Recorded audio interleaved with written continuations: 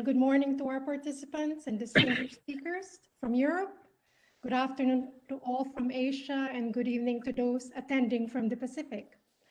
Thank you for joining us today as we hold the 15th Asia Pacific Roundtable for Sustainable Consumption and Production, Webisode 2. This is co-organized by the EU Switch Asia SCP facility. And the program today will focus on national action plans on SCP, drivers for green recovery, collaborations and synergies for a more impactful we-switch. I am Lorraine Gatlabayan, so I am the SCP advisor of the EU Switch Asia SCP facility, and I will be moderating this event as co-chair together with Mr. Arab Wabala, the team leader of the EU Switch Asia SCP facility. So we are expecting more than 150 participants in this event here in WebEx, and also more participants are watching through YouTube Live. So this is just to give you a short reminder on housekeeping for the event to go smoothly. The meeting will be recorded for reporting purposes, and it will be shared to the participants together with a summary report after a week's time. For those speakers with PowerPoint slides, please share it on the screen when presenting. And we are on standby to share the screen for you in case of technical difficulty, or you would want us to be the one to share it. I would also like to request everyone to please mute your microphones unless you will be speaking to prevent echo and feedback. Comments and questions from the audience are welcome during the event. You can also use the chat function box, and please raise your hand to request permission to ask questions or if you have any comments. Thank you, and may I now request for Ara to say a few words to introduce the event and also the objectives.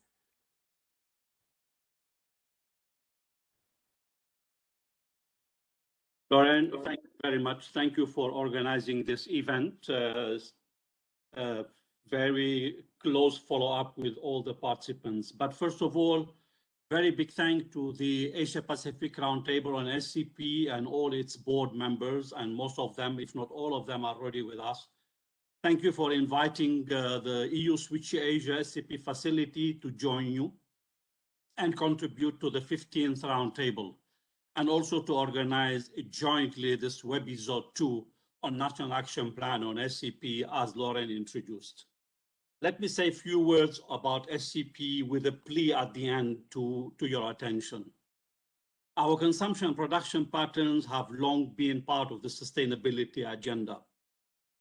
First, through their challenging, negative, and unsustainability trend, and progressively through the opportunities of positive impact in support to the badly needed transformative change towards inclusive green economy and sustainable development, and we're still awaiting for them.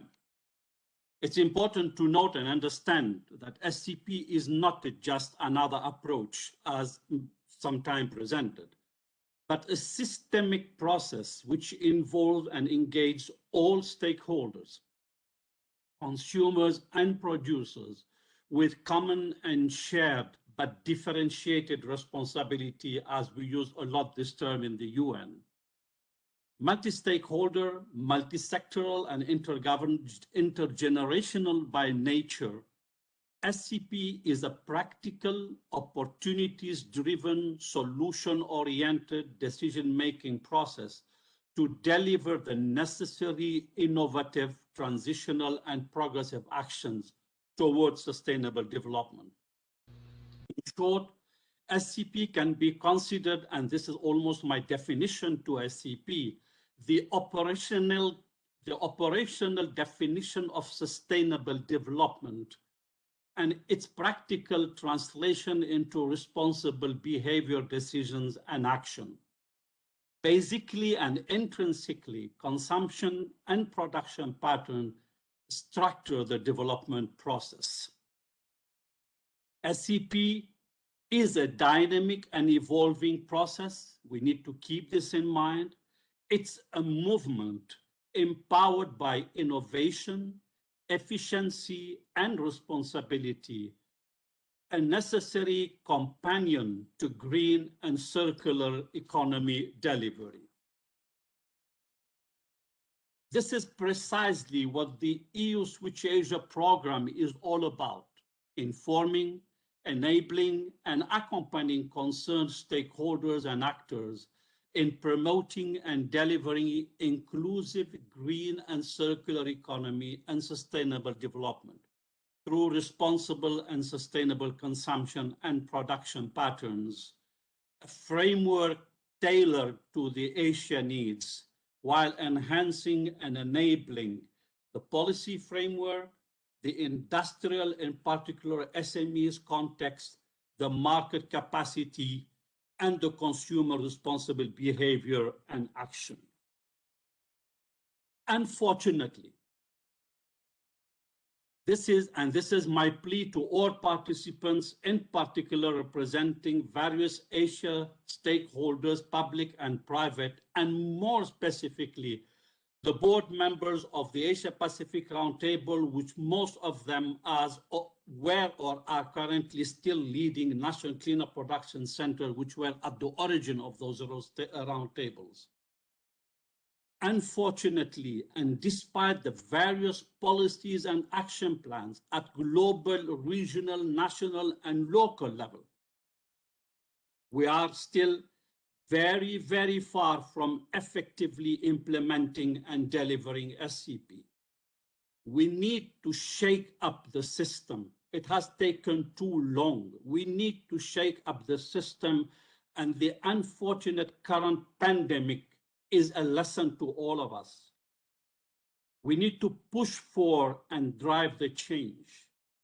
This is not cosmetic change or painting in green, if you allow me, as the case in most countries, if not all, and most companies.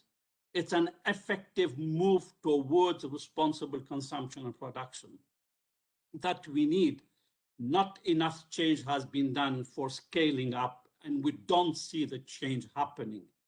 Many seeds for change were planted in every country, but the forest resulting from those seeds for change is still to grow up and be resilient. And we are still just at the beginning of the journey to finally build forward, not better, but build right. And that's why for this meeting today, we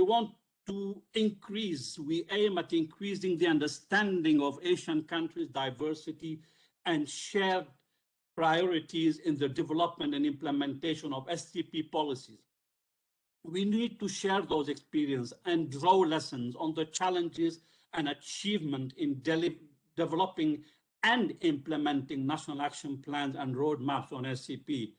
We need to further exchange experience to enhance the knowledge of others and practices among Asian and or European experts, and that's where Switch Asia comes in with a strength in linking with the EU on how SCP policies making efforts can support green recovery.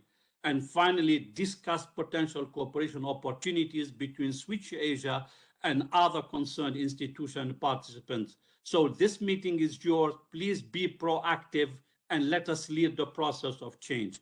Thank you very much. Back to you, Lauren.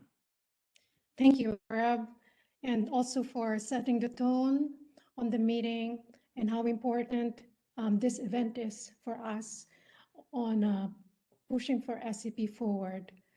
Next slide, please. As seen in the agenda, the event will be for 2.5 hours. After our welcome and opening remarks, we will have a session of presentations on SCP implementation in the national and regional level. Then we will have a panel discussion, then closing remarks. Next slide, please. So now let us start. It is my honor to introduce to you our first speaker, Mr. Noer Adi Wardoho, who will give the welcome remarks. He is the president of the APRSCP Board of Trustees and the head of the Environment and Forestry Standards in the Ministry of Environment and Forestry of Indonesia. He has been in the forefront advocating for SCP nationally, regionally, and globally for more than a decade. He is the co-leader of the 10-year Framework Consumer Information Program of the Indonesian Cleaner Production National Center. In the ministry, he leads as the national focal point for ASEAN cooperation on SCP and also co-leads the Consumer Information Program of the 10YFP on SCP, or as called now, the One Planet Network.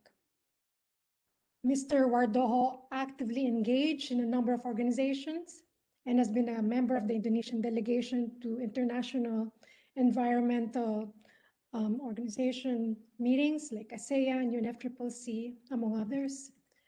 And so please join me in welcoming him to the event.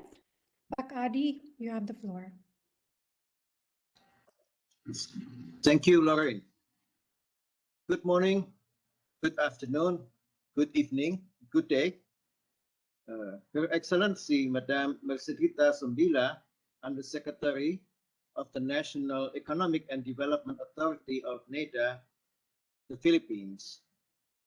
Mr. Mario Ranconi, Head of Unit for South and Southeast Asia, DG for International Partnerships of the European Commission. My colleagues, APRSCP Board of Trustees, advisors, and executives of APRSCP Foundation, the partners to the APRSCP 15 conference from UNSCAP, UNEP, UNIDO, UNCRD, the One Planet Network, ASEAN Secretariat, EU Switch Asia, IGES, GIZ, distinguished speakers and guests, ladies and gentlemen. Welcome to the 15th conference of APRSCP, Webisode 2. Firstly, allow me to congratulate and greatly appreciate to the Philippines as the host country for the 15th conference of APRSCP, to the European Union and EU Switch Asia project as our co-host for this Webisode 2. My colleague, dear colleague, my brother, Dr.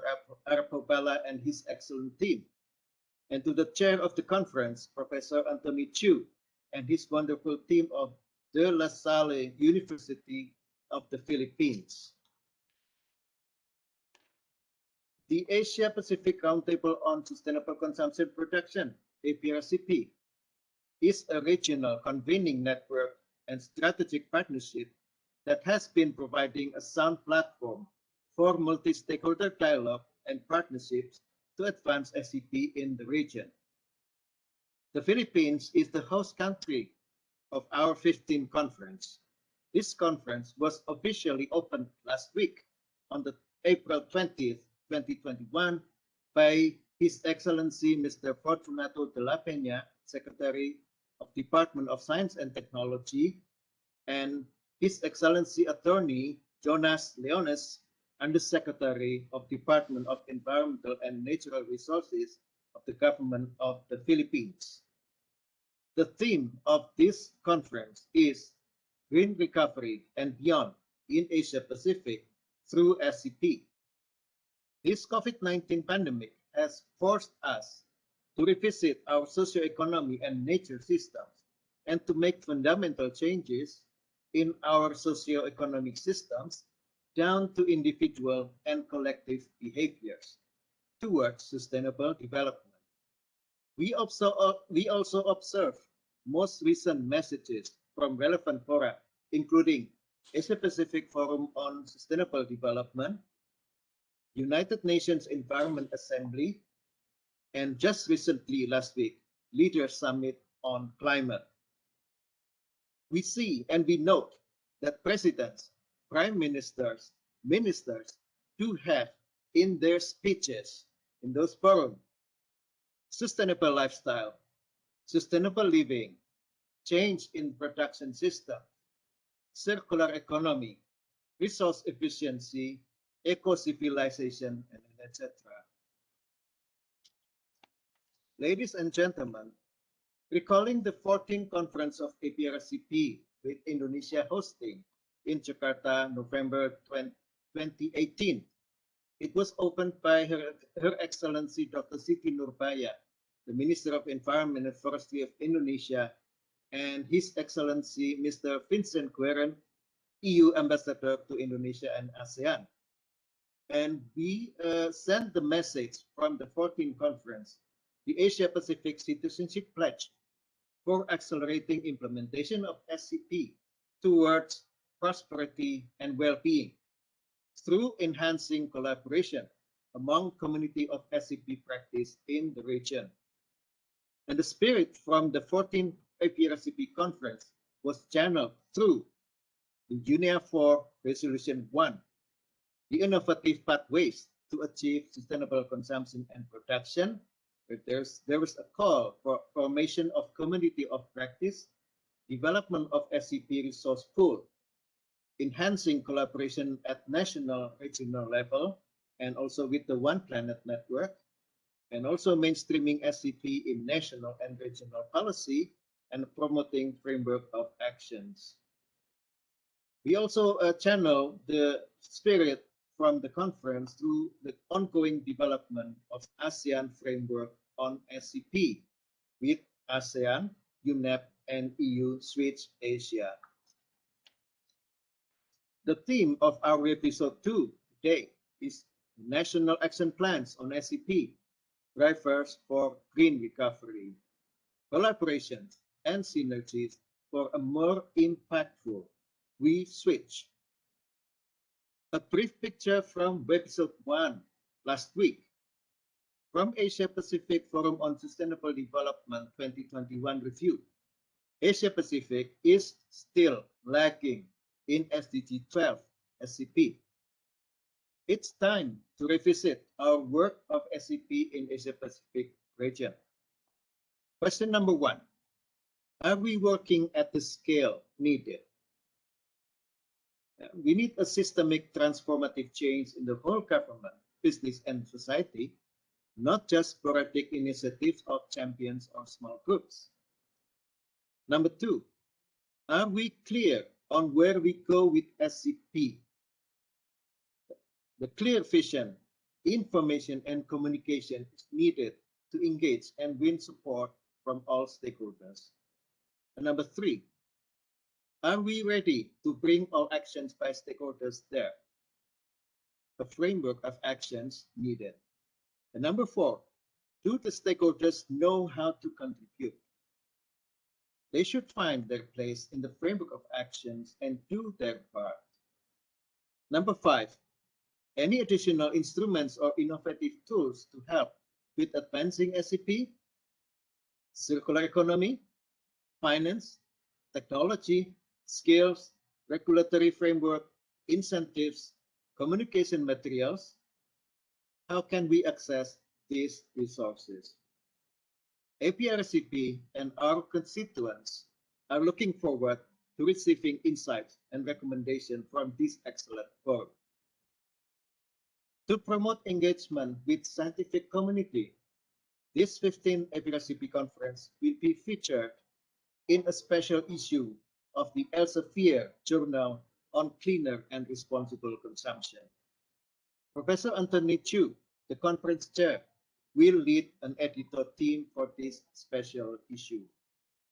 And looking ahead and across, APRSCP also interested in exploring new areas for advancing SCP, including business models and digitalization, youth movement, mobilization of funding, and etc.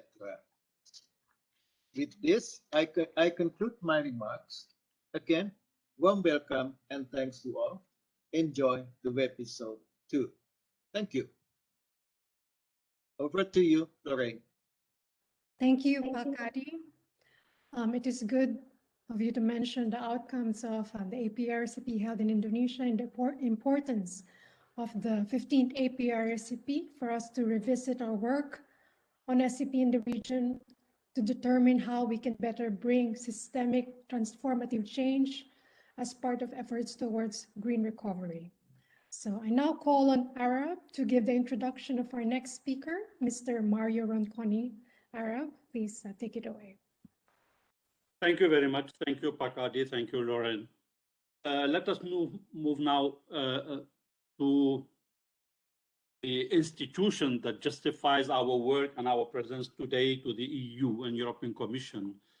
And we'll welcome here Mr. Mario Ronconi, Head of Unit for South and Southeast Asia, Director General for International Partnerships, European Commission. This is the new name of DEFCO for the people who are not used to the new nomination. He started his European Union career as civil servant in 1997 at Eurostat in the position of team leader for sustainable development indicators in the Environment Statistics Unit before serving as head of operations section for investment works and the cross-border cooperation at the EU delegation at Moscow. In 2016, he was appointed as head of sector Central Asia, and in 2011 as deputy head of unit and head of sector for geo-coordination Central Asia, Middle East and the Gulf Asia Regional Program in DG DEFCO.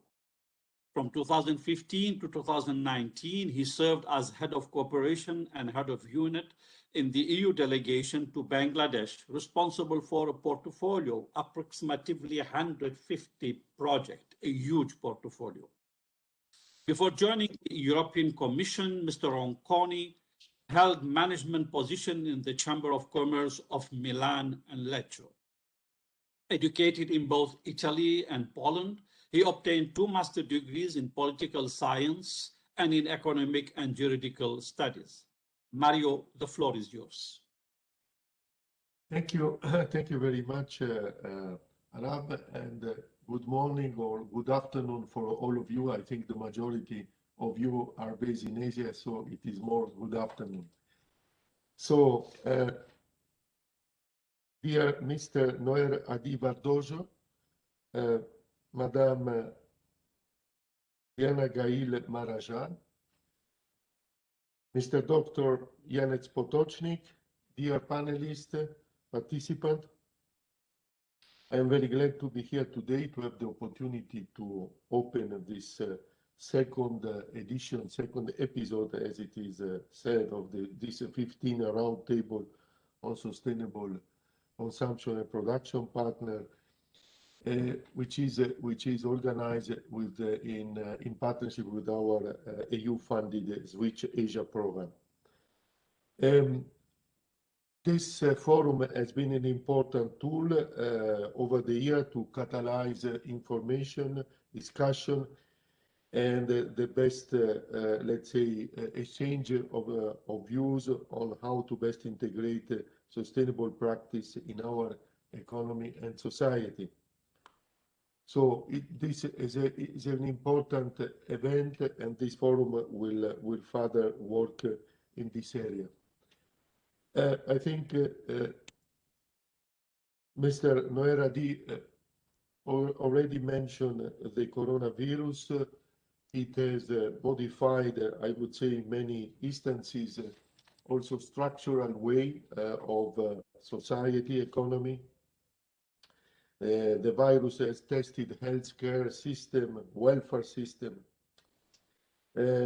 Just to recall that almost 4 billion people experience lockdown and interruption of economic activities.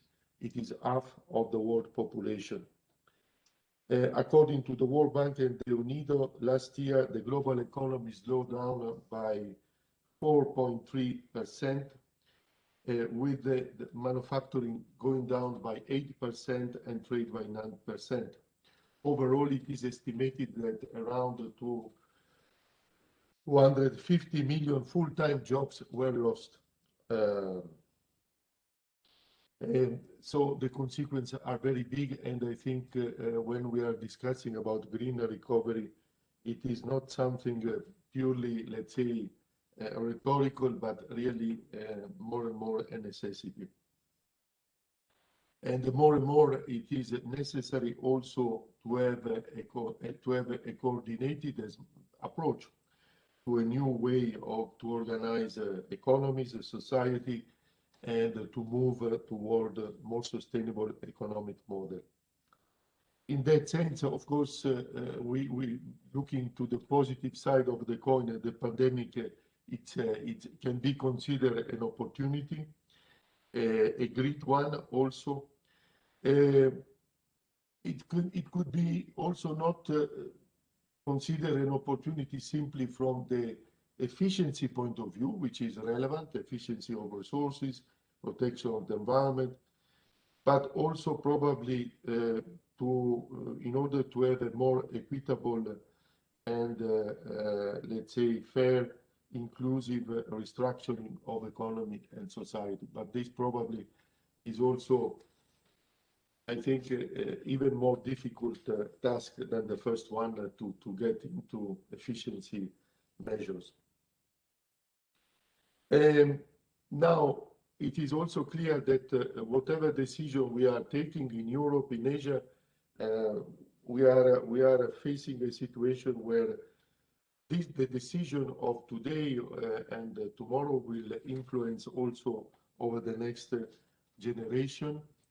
In fact, this is the name also of the, let's say, very big endeavor that we are taking at European Union. And it is definitely also a switch in the consideration, because the overall approach of welfare society need to have a different vision in that respect, and the change will not be easy and without consequences. Now, everywhere there have been in the last 12 months very intense actions to rescue the economy, the country economy. Of course, there have been a lot of economic measure, any type of effort in the health system and so on, to reduce the impact and to respond to the impact of the pandemic. Let's see a moment what the country in Asia has done to this respect, and I would just share a few examples. For instance, in Central Asia, several measures were adopted to prevent negative impact of the economy, with the reorientation of the budget, so that to take urgent measures in response to the pandemic. In Bhutan, the royal government promoted fiscal and monetary policies. The government of Bangladesh has developed and rolled out 23 stimulus packages for a value of almost $15 billion US. In Southeast Asia, Malaysia implemented 5 stimulus packages and recovery for an amount equal to about 20% of its GDP, and provided assistance to micro and small scale business. These are just examples, because we know very well how much all the countries were affected, and so it's not absolutely an exhaustive list, this one, because any country has been very much active on this. I recall also we had a meeting very recently with the Philippine authorities, and also there they displayed a lot of economic and social measures. A few words also on the EU response to the pandemic. As you know, we have worked hand in hand with our EU member state. We have approved, as I mentioned before, this next generation EU package, 750 billion euro to invest in green and digital transition, and of course also to foster structural reform in the partner country. Under the umbrella of the European Green Deal, a just transition mechanism was also created, aiming at mobilization of at least 100 billion euro until 2027 to bring productive investment again in small and medium enterprise. Last week, the European Commission adopted an ambitious comprehensive package of measures to help improve the flow of monies towards sustainable activities towards across the EU. This includes the introduction of a sort of EU taxonomy to help investor financing activities in company which provide clear and reliable sustainability information. This is a long, very difficult process, I would say, but it's also another important building blocks together with the European Green Deal and the Next Generation EU. Definitely, that's a stimulus package, important as far as, of course, they can be the occasion to this transformational approach that we are discussing. Of course, we will need to have a visionary and long-term approach for all this action, which are aiming to have an inclusive job creation approach and green economy development models. Systemic change, it was said also by the other colleague who intervened. And as we are saying now, everywhere we are using building back better, building forward better. This is, let's say, the new approach for this systemic change. And the integration of climate change and environment, it is true, it was mentioned, I started to deal with sustainable development indicators almost 25 years ago. At the beginning, it was a very pioneeristic work. Now we are coming really to the crossroad where all this has to come to the center of our strategy and become, let's say, the driver for next generations. Of course, we have, as in Asia, each country is putting together some recovery plan. For the moment, there are a lot of subsidies, a lot of grants. Still, I think systemic change has to appear. So we are looking with a very, I would say, in general, short, medium-term approach. Also because the pandemic is not over, the economy cannot completely be reopened as far as Europe is concerned, but we have seen also in Asia the upsurging of this pandemic. So we are still in a very much transitional period, and we hope that, of course, no other variant of the virus can even more aggravate the situation. But without going too much into general discussion, let's see what we could do and what with the EU support as we have done through Switch Asia. We have been supporting as EU precisely as you are working, and thank you very much also for your work, for your engagement in this area, in developing a national strategy on sustainable consumption and production partner and viable option for the recovery. Specific activity were carried out in Malaysia, Thailand, Philippines, Indonesia, and Sri Lanka. Just to give few examples, and of course, again, this list does not want to be exhaustive because I know also by experience in so many years, there have been a lot of, I would say, inspiring work by Switch project. In Sri Lanka, we have one program which is supporting the Ministry of Development and Environment, and it was instrumental to establish an institutional coordination mechanism and the introduction of an eco-labeling platform, together also with the support for the elaboration of a national action plan. We have also during this conference today, we will have some more information and detail about our EU support to Thailand and in Pakistan from the speaker, which will follow up, Mrs. Narehat Panime, and sorry for the pronunciation, Dr. Mohammad Irfan Tariq, respectively, who represent the Ministry of Natural Resources and Environment of Thailand and the Ministry of Climate Change of Pakistan, Mr. Muhammad and Madam Narehat, Thailand. They will discuss so about the specific achievement of these two programs. We had also cooperation with the Ministry of Industry and Trade in Vietnam, so that we were instrumental to the adoption of the National Action Plan in 2020, and precisely at the moment of this, let's say, overall rethinking due to the pandemic. This document concerning the Vietnam identified the need to better integrate in the country the sustainable consumption production partner, and he set specific target to fully achieve the transition of the country in the by 2030. By the way, I just wanted to say for Vietnam, but this applies also to other countries.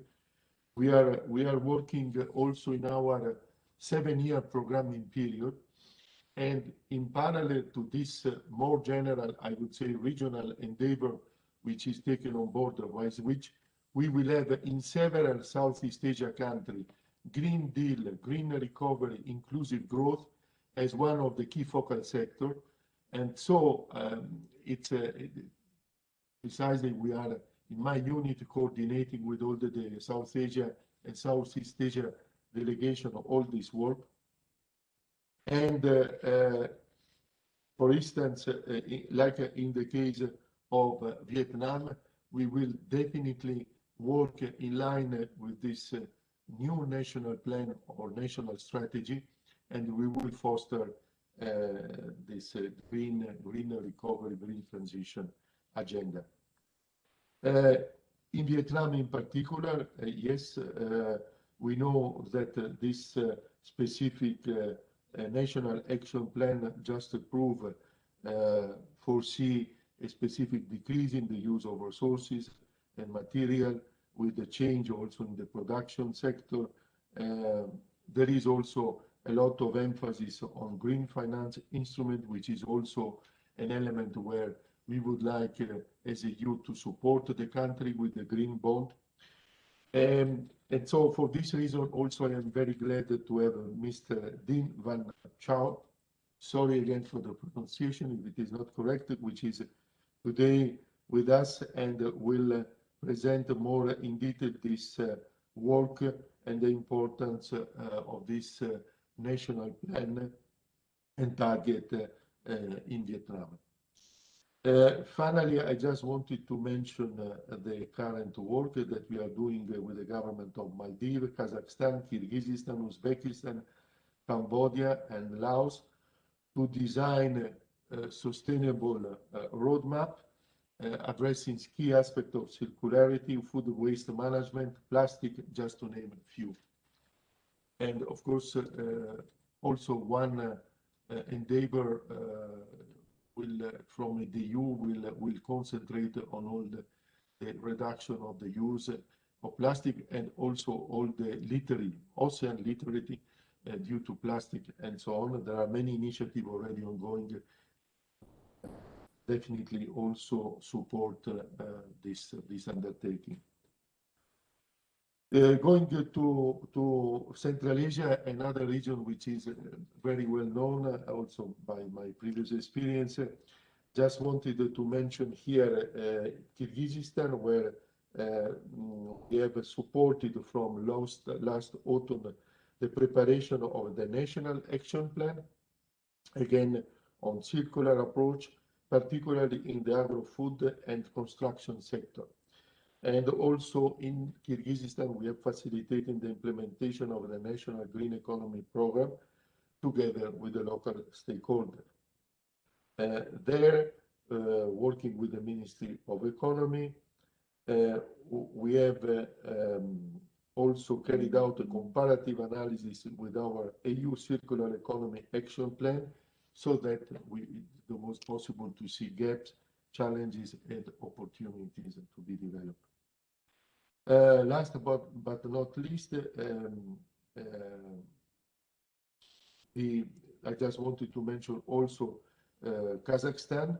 Yesterday, there was a kickoff meeting for our, let's say, work with the participation, support work with the participation of several organizations engaged in the green transition in the country.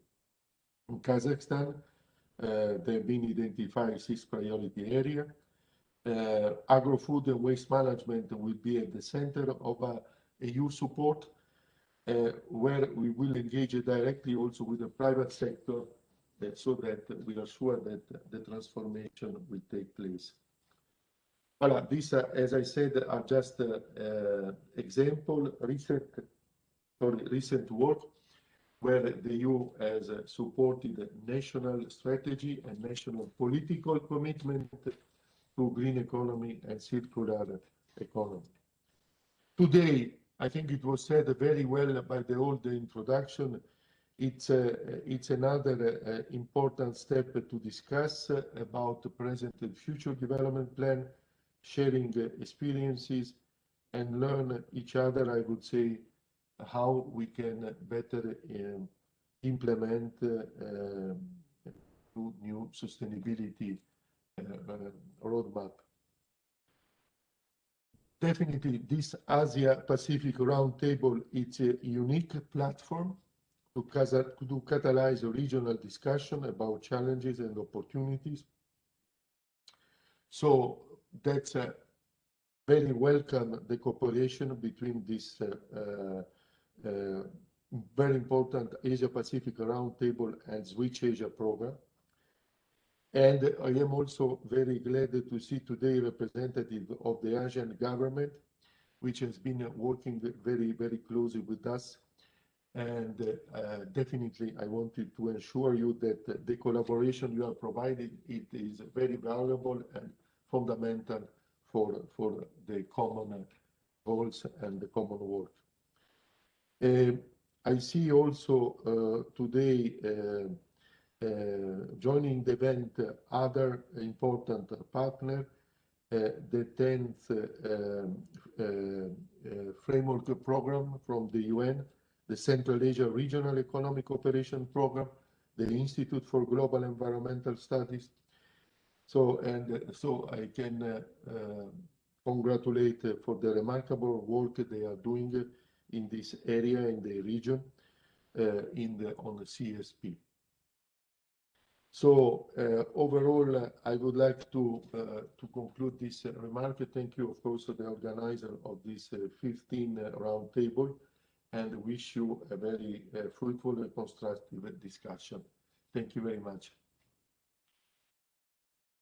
Dr. Mario, very much for this very detailed presentation. I will not dare summarizing it. You have covered so many important issues, from the impact of COVID on our daily life and the global economic processes, the various actions in different countries, the major support that the EU is providing in the digital and green transition in the context of the EU Green Deal, which is really a major instrument framing up all the cooperation, and highlighting all the various SCP-related actions by EU and Switch Asia and different Asian countries, and the various partnerships around that. So this is not a summary. It has been so dense, so rich, that I will not say more than that. And I will pass the floor back to Lauren for the next speaker. And thank you, Dr. Mario. Thank you, Arab.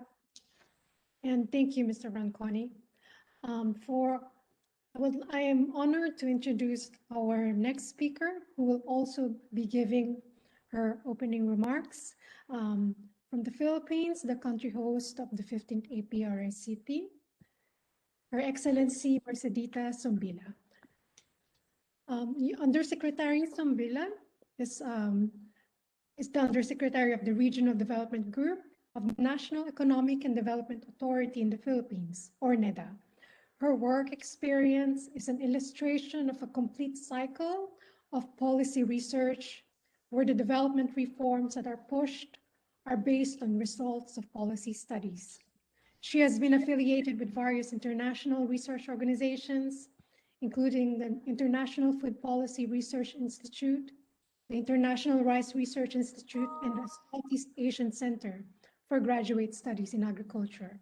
She also served as a consultant to various development partners like the Asian Development Bank, World Bank, among others, and to various governments including Indonesia, Vietnam, Malaysia, and the Philippines.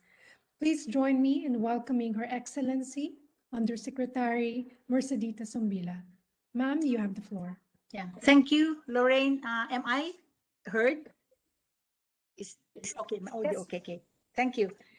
Mr. Noor Adi Wardoho, President of the Asia Pacific Roundtable on Sustainable Consumption and Production, or the APRSCP, Dr. Janes Putunik, co-chair of the International Resource Panel of the United Nations Environment Program, Dr. Wong Sok of the ASEAN Secretariat, partners from the European Commission represented by Mr. Mario Ronconi, Mr. Hugo Maria Sciali, and Mr. Alessandro Villa. Distinguished speakers, participants, ladies and gentlemen, good afternoon or good morning to those in the other parts of this world. First, let me congratulate the APRSCP and Switch Asia for spearheading today's webisode.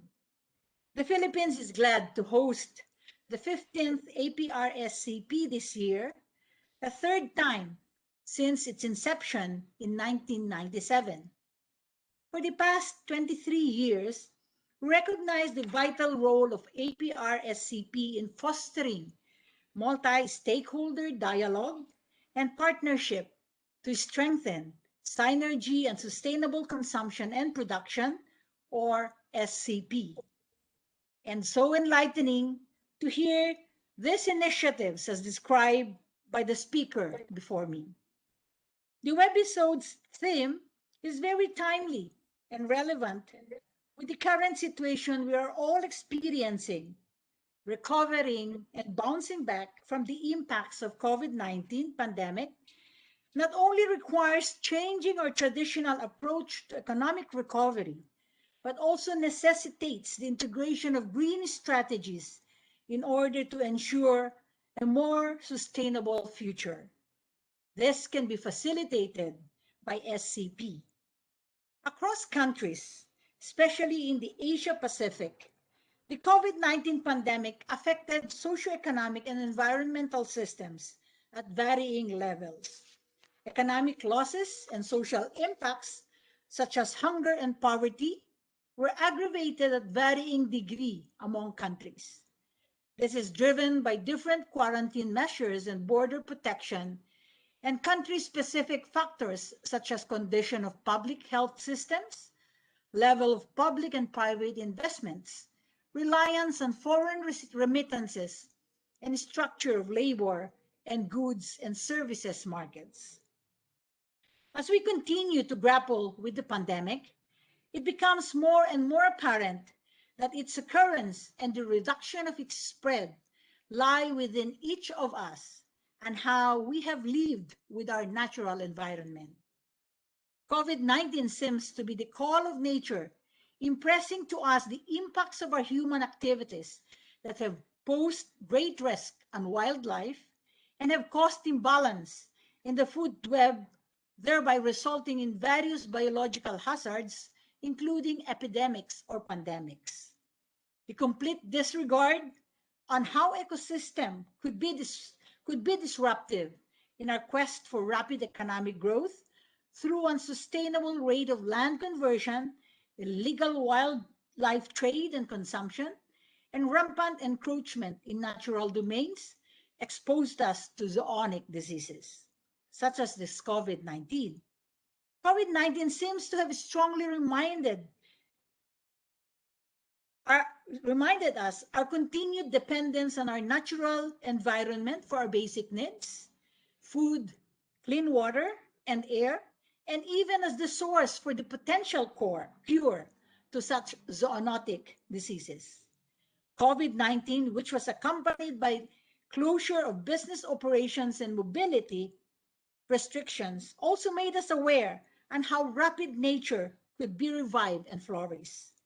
The slowing down of economic activities created opportunities for natural environment to breathe, as felt in the improvement in air and water quality of major urban centers in China and India, evidences of unimpeded communication signals among marine wildlife in Australasia, and recovery of most of our tourism destinations across Southeast Asia, among others.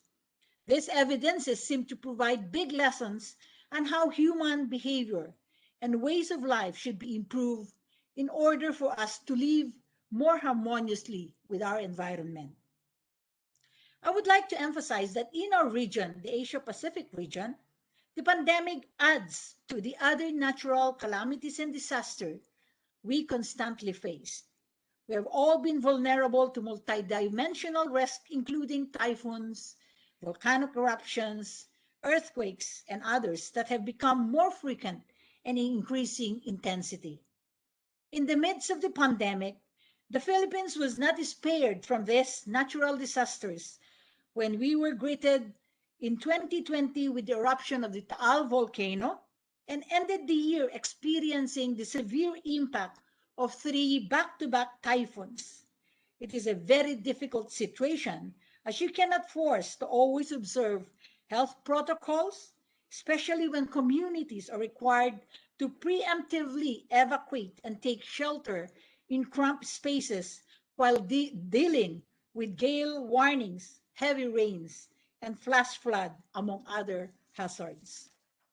A year of pandemic has taught us to rethink and reshape our socioeconomic policies, interventions, and activities towards a more sustainable course through SCP. As we adapt to the new normal, it is thus imperative to take cognizance of the environment, public, health, economic nexus. I would like to highlight the importance of SCP to influence the current health and safety protocols to ensure that hazardous wastes generated from healthcare facilities and households will be properly handled so as not to add to the waste problems we already have. The current crisis presents to us an opportunity for profound systematic shift to more sustainable economy that works for both people and the environment. SCP will help us fast-track green recovery, veer away from a sustainable paradigm we were accustomed to, and steer behavioral change of the current and future generations to ensure sustainable development of the region. Aligned with the key principles of the SCP, it has become more urgent for us to scale up the adoption of resource-efficient technologies in our production processes and circular economy approaches in managing our waste and other residuals. We will not start from scratch, as we are already guided by the 10-year framework program of SCP and the 2030 Agenda for Sustainable Development.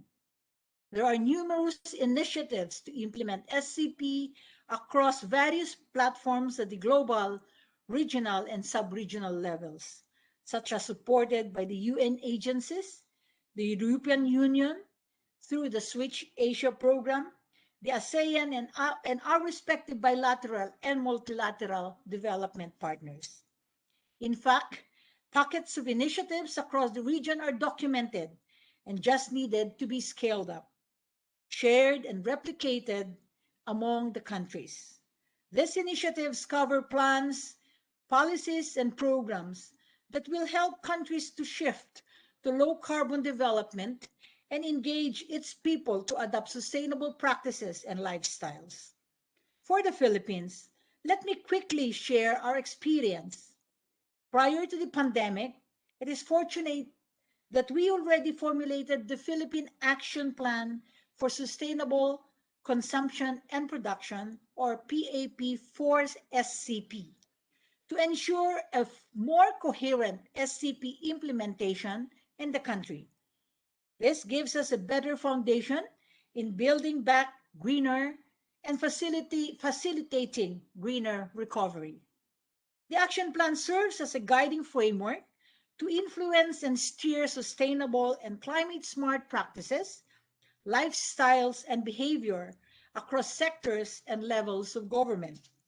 The action plan operationalizes our national priorities in the updated Philippine Development Plan for 2017-2022 and balancing economic growth, social inclusivity, and health environmental conservation, consistent with the Sustainable Development Goals and our long-term vision of a strongly rooted, comfortable, and secure life for all Filipinos by 2040, or what we commonly call as the Ambisyon Natin 2040. Given the cross-cutting nature of SCP, we must ensure an inclusive, participatory, and multi-sectoral approach, multi-stakeholder approach, as we implement or develop our National Action Plan for SCP. The APRSCP as a regional platform plays a vital role in making this happen, consistent with the regional thrusts embodied in the ASEAN, UNESCOP, and other frameworks. This roundtable can facilitate strengthened regional cooperation to mend the broken relationship with nature while broadening social protection, investing in sustained recovery, and keeping goods and information flowing, and build resiliency against the multidimensional risks arising from natural and biological hazards amid the climate change. In doing so, the Roundtable can provide opportunities for partnerships and collaboration to help accelerate the progress in regions' SCP implementation, especially in the following areas. First, support for carrying capacity assessments and natural capital accounting and evaluation of ecosystem services following the recent adoption of the System of Environmental Economic Accounting Ecosystem, or the CEEA, accounting as an international statistical standard. Second is the use of innovative technologies and digital and smart infrastructure for managing the environment and natural resources. And third, but not the last, interventions to steer behavioral change of both the public and private sectors, including those related to circular economy, green technologies, and innovative business models. Thank you, and I'm looking forward to a productive discussion ahead. Maraming salamat. Thank you, Yusek Sambila, and also for joining us despite your busy schedule. And I believe that you're attending the Senate hearing. So before you leave, may I ask everyone to open your video so we can have a photo of everyone who is now taking part in this event. Anne, can you let us know if you're ready?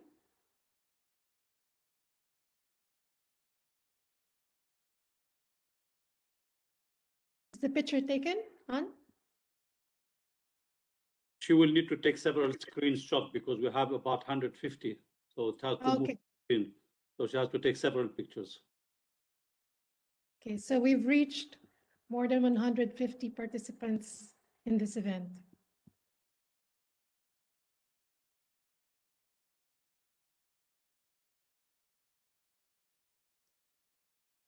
All right. Okay. Okay, so we can move forward. Thank you very much, Yusek Sambila, and also our speakers, Mario and Bakadi, for the opening and welcome remarks.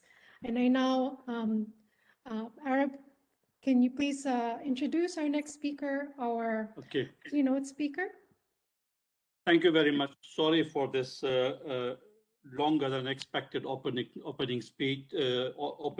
session, but there were important things put there, and That's why also we have included half an hour of in addition, so that we will be able to cover everything.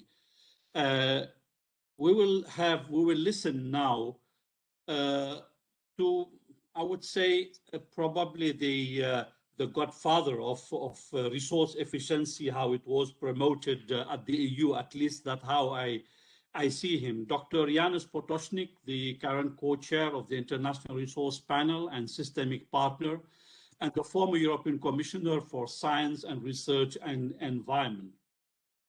Dr. Potocznik graduated from the Faculty of Economics at the University of Ljubljana in Slovenia in '93. He was awarded the honorary degree of Doctor of Science by London Imperial College and by the Ghent University in 2008 and 2009, respectively, and Doctor of Science in Economics and Business Administration by Finland Aalto University in 2016. After a successful career in Slovenia at the Institute of Economic Research and the Institute of Macroeconomic Analysis and Development, he was appointed head of the negotiating team for accession of Slovenia to the EU in '98. He was also director of Government Office for European Affairs, Minister Councillor at the Office of the Prime Minister and Minister responsible for the European Affairs.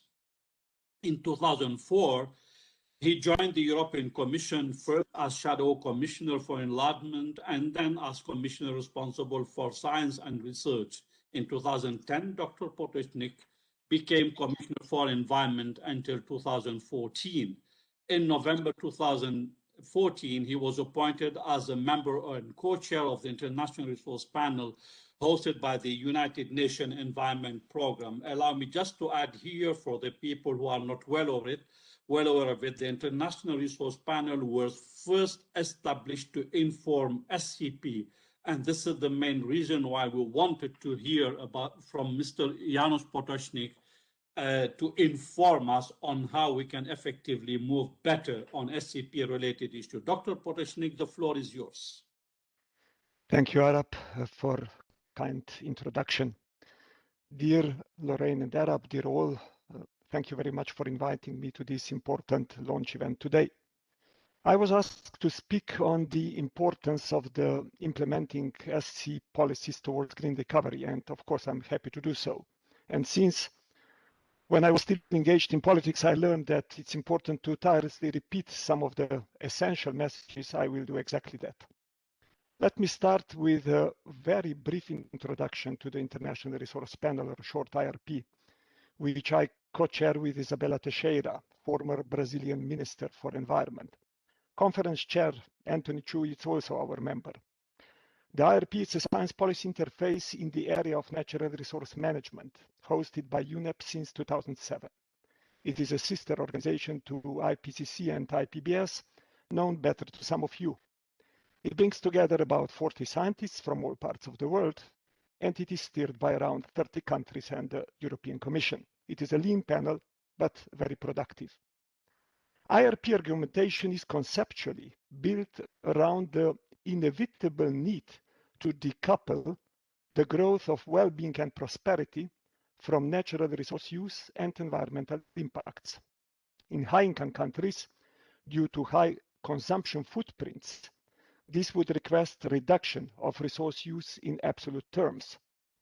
In most of the lower-income countries, there is still a need for increasing resource use to build up the essential infrastructure. So decoupling means a higher growth in prosperity comparing to the growth in natural resource use. Decoupling is thus important for all, but it is an urgent agenda for high-income countries. Why looking at natural resources flows is such a useful lens in understanding underlying causes of the many challenges we face. Because natural resources are the bridge between economy and competitiveness on one hand, and climate change, biodiversity loss, pollution, and health implications on the other. The IRP tells us that only the extraction and processing of natural resource materials, including metals, minerals, fossil fuels, and biomass, causes more than 50% of global climate change over 90% of water stress and land-related global biodiversity loss, as well as 1/3 of global air pollution. So, if you buy a new car, park it and not use it at all, you have already caused 1/3 of car-related air pollution, since resources need to be extracted and car needs to be produced. According to RP estimates, without drastic changes, global resource consumption is predicted to double by 2060. Such a growth in resource use would not only be catastrophic for climate and biodiversity, it would be also detrimental to global fairness, as resources are being used much faster by high-income countries and the impacts are hitting even more the others. The link between managing our natural resources and meeting our climate targets is crucial. While it is important to understand the risk described, I would like you to see the resource management approach, or call it SCP if you wish, as an approach which can bring together agendas that are currently being dealt with mostly in siloed manner. The fact that natural resources extraction causes multiple environmental impacts also means that solutions to reduce the need for material extraction will have exponential benefits for several environmental and economic goals. Therefore, to implement SCP between Asia and the European Union on objective that the Switch Cooperation so commendably pursues, both Asia and EU need to take that into account. Some of Asia's material consumption is already high, so it is mostly important to shape its future sustainability. In terms of production for exports, Asia cannot simply clean up that production. Europe needs to import less material-intensive goods, and Asia needs to find new business models of exporting highly resource-efficient goods or even dematerialized services. Let me return to the resource management concept and take one concrete example of urban mobility system, which is one of the largest consumers of metals and fossil fuels. It is important to start from basic understanding that human need is actually mobility, not owning a car. But apart from some front runners, most countries' passenger mobility is highly dependent on private car use. This is incredibly inefficient when you look through the resource lenses. Cars are parked most of the time, and either streets and parking spaces are built for rush hour and represent wasted space in most hours of the day, or even worse, they are filled with congested cars and people losing precious time and breathing harmful exhausts. If we design our cities in a smart way, using the available digital opportunities, we can build more flexible public transport systems that are integrated with shared car services. We call that intermodal mobility systems. Urban design in so-called circular hubs would additionally reduce the need for mobility by creating more balanced neighborhoods and reducing the need to commute in the first place. All of that would save metals and minerals at scale, but would also reduce fuel use, pollution in cities, and would free space for nature. In short, investing in electrification of vehicles is important, but the critical part of the solution is in redesigning our cities, investing in electric shared mobility, delivering mobility while reducing the need for cars. Resource management approach is very important and used by urban and mobility planners, but it is above all crucial to those currently still ignoring the resource system dimensions. Environmental as well as economic policymakers must use that lens to better connect agendas, and this is not yet happening. The energy transition, which most climate policies focus on, it's absolutely indispensable, but must go hand in hand with the SCP transition. There is, for example, no point in investing endless financial and time resources in decarbonizing steel production when really only part of that steel is being used efficiently to provide services to real, fair, and healthy societal well-being. What is needed is a policy combining inherent system between systemic decarbonization measures and operational energy use, a double win for climate, and a double chance for humanity to win the climate battle and improve well-being. We also need to keep in mind that practices in one region will influence production impact in another. For example, 70% of EU's consumed fossil fuels are extracted abroad, meaning that the majority of EU's climate change impacts connected to that occurred outside the EU. The opposite is case for other global regions. For example, due to trade, much of Asia's domestic environment impact is ultimately the result of consumption patterns in other regions. Finally, I will very briefly speak about the essentials for economic transformation to an economy that prioritizes SCP. These apply to Asia as much as to European Union and in fact to all global institutions. Innovation, new business models, and specific SCP policies are important, but they will never persist without changing some of the fundamentals of our economic practice. We should stop giving producers the signals that destroying natural capital is free of charge, and we should stop confusing the consumers by asking them to behave responsibly, but requesting them to pay more if they do so. The recently published Dasgupta review on the economics of biodiversity sets out very clearly that natural capital needs to be priced into any economic incentive from subsidies to taxes. I would be the first claiming that nature has intrinsic value we have to respect and protect, and also that pricing is quite a perverse way of doing that. But until, as nicely put it by Professor Stiglitz, invisible hand will often be invisible since it is often not there. This is a direction leading to a collective suicide by this invisible hand of markets.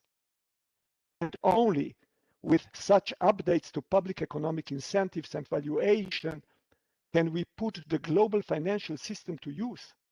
Currently, finance enhancing natural resources and encouraging their sustainable use is dwarfed by harmful financial flows. Rebalancing that scale and increasing finance devoted to activities contributing to the sustainable use of natural resources would make a huge difference.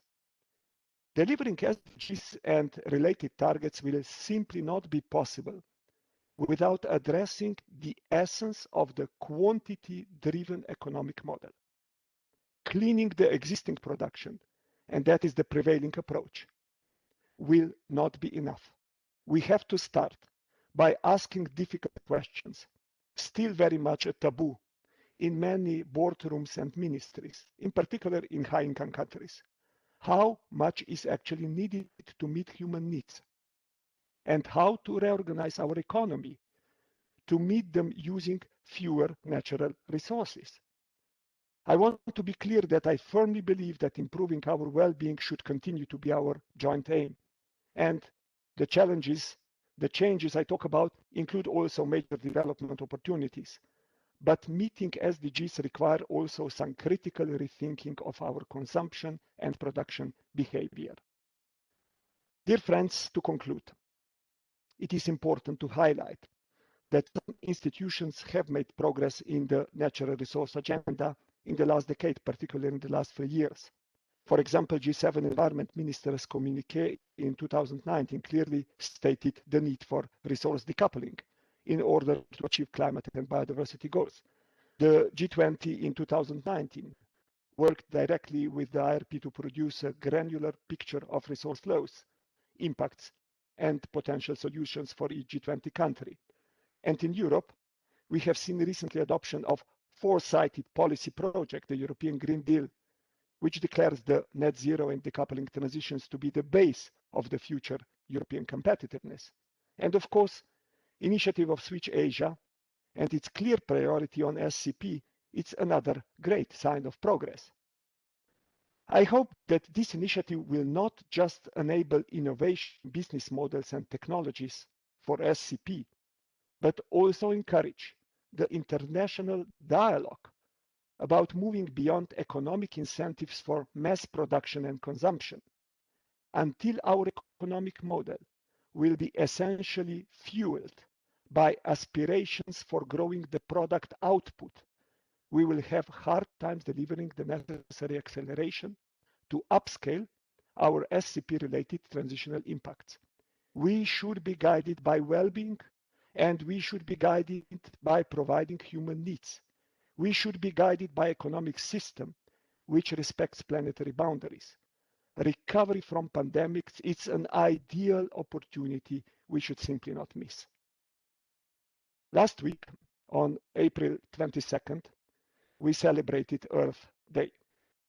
Appropriate moment to remember again the well-known proverb, we do not inherit the earth from our ancestors, but borrow it from our children.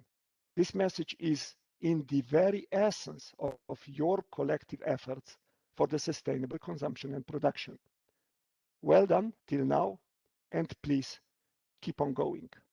As well put it by Goethe, knowing it's not enough, we must apply. Willing it's not enough, we must do. Thank you for your attention, and over to you, Arap and Lorraine. Dr. Potocznik, thank you very much for this very enlightening presentation. Basically, the key message, business as usual is over, cannot continue.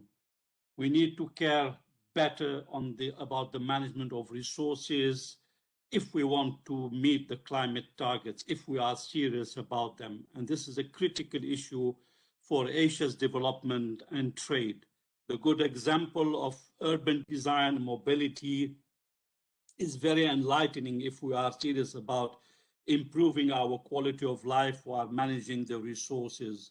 The need for an SCP transition through a systemic decarbonization and resource decoupling, a very clear message. But as we said, we need to act, we need to do it. And this would require difficult, courageous, responsible decisions and action in order first to stop subsidies, which has been said, and other harmful actions, giving right value to nature, mainly if we link it to last week's event on the Earth Day. Finally, we need to work to avoid the collective suicide on which we are working today. We need to get out of this path, and the work we're doing under SCP, transition to SCP, can help meet those targets. Would it be SDGs, climate mitigation, and the right link between science that the panel is providing and policy action on the ground with the different stakeholders. Thank you very much, Dr. Potocznik, and we hope you can remain with us a little bit in case we have a reaction and question from our partners when we go to the next session. Thank you again, and Lorraine, back to you. Thank you, Arap, and thank you, Dr. Potocznik, for a very inspiring message to all of us. And now we move to the second part of the program. We are a bit far behind when it comes to the time schedule. So when it comes to presentations, the next presentations, we will keep the introduction brief. You can be able to find their profiles in the Switch Asia EU website. Okay, as seen in the screen, we have 4 speakers lined up who will share with us experiences on SCP policy in the regional and national level. And our first presenter is Dr. Bong Sok. He is the head of the Environment Division and Assistant Director of the Sustainable Development Directorate in the ASEAN Sociocultural Community Department of the ASEAN Secretariat. He will share experiences in the ASEAN on mainstreaming SCP and policy planning and implementation. Dr. Bong Sok, you have the floor.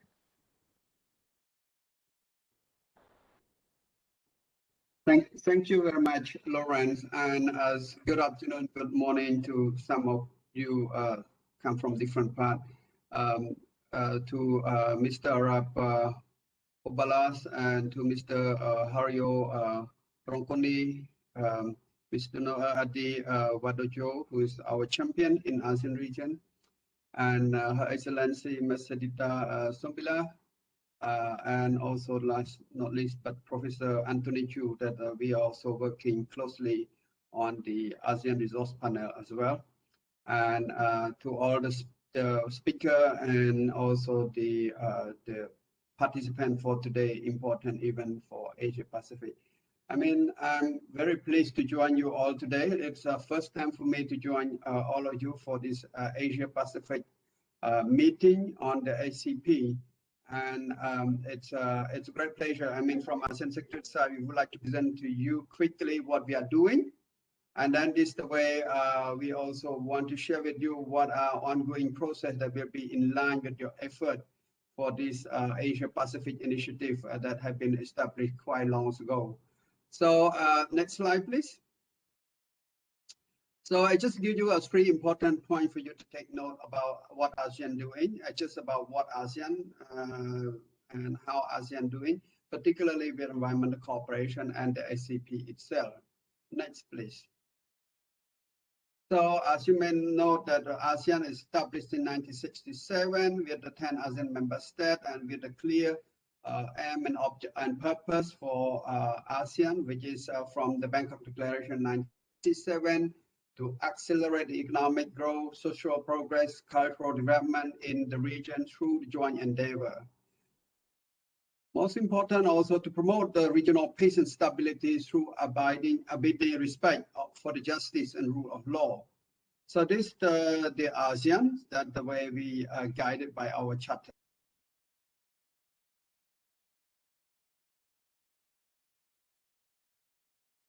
Next slide, please. Okay, in order to achieve all of this, we have 3 important documents. I mean, as a ASEAN Vision 2025 forging ahead together, that is about the political blueprint that guide us on the political stability and peace building and so on, and also the ASEAN Economic Community Blueprint and the ASEAN Social Cultural Blueprint. Today meeting, I would like to highlight one of the specific things in relation to SCP that's pinpoint the key matter in ASEAN Social Cultural Blueprint for your reference, which is the top priority for ASEAN. Next, please. So, as spelled out in ASEAN Vision on SCP, ASEAN Social Cultural Blueprint 2025, SCP is one of the key characteristics and element of the ASEAN Social Cultural Blueprint, especially in the key result area C4 on the sustainable consumption and production. You can find out this social cultural blueprint on the website, on any public domain or ASEAN Secretary website. And with this, I mean the clear strategic measure, the 4 main strategic measure of ASEAN. 1, to strengthen public-private partnership to promote adoption of environmental sound technology for maximizing resource efficiency. Second, to promote environmental education, including eco-school practices, awareness raising, and also capacity to adopt a sustainable consumption and green lifestyle at all levels, because we have noted that, I mean, the sustainable consumption and production happen at different levels from individual to the commercialized scale. Enhance the capacity of relevant stakeholders to implement sound waste management and energy efficiency, and promote integration, sustainable consumption, production strategy, and best practice into national, regional policy as a part of the COS activity.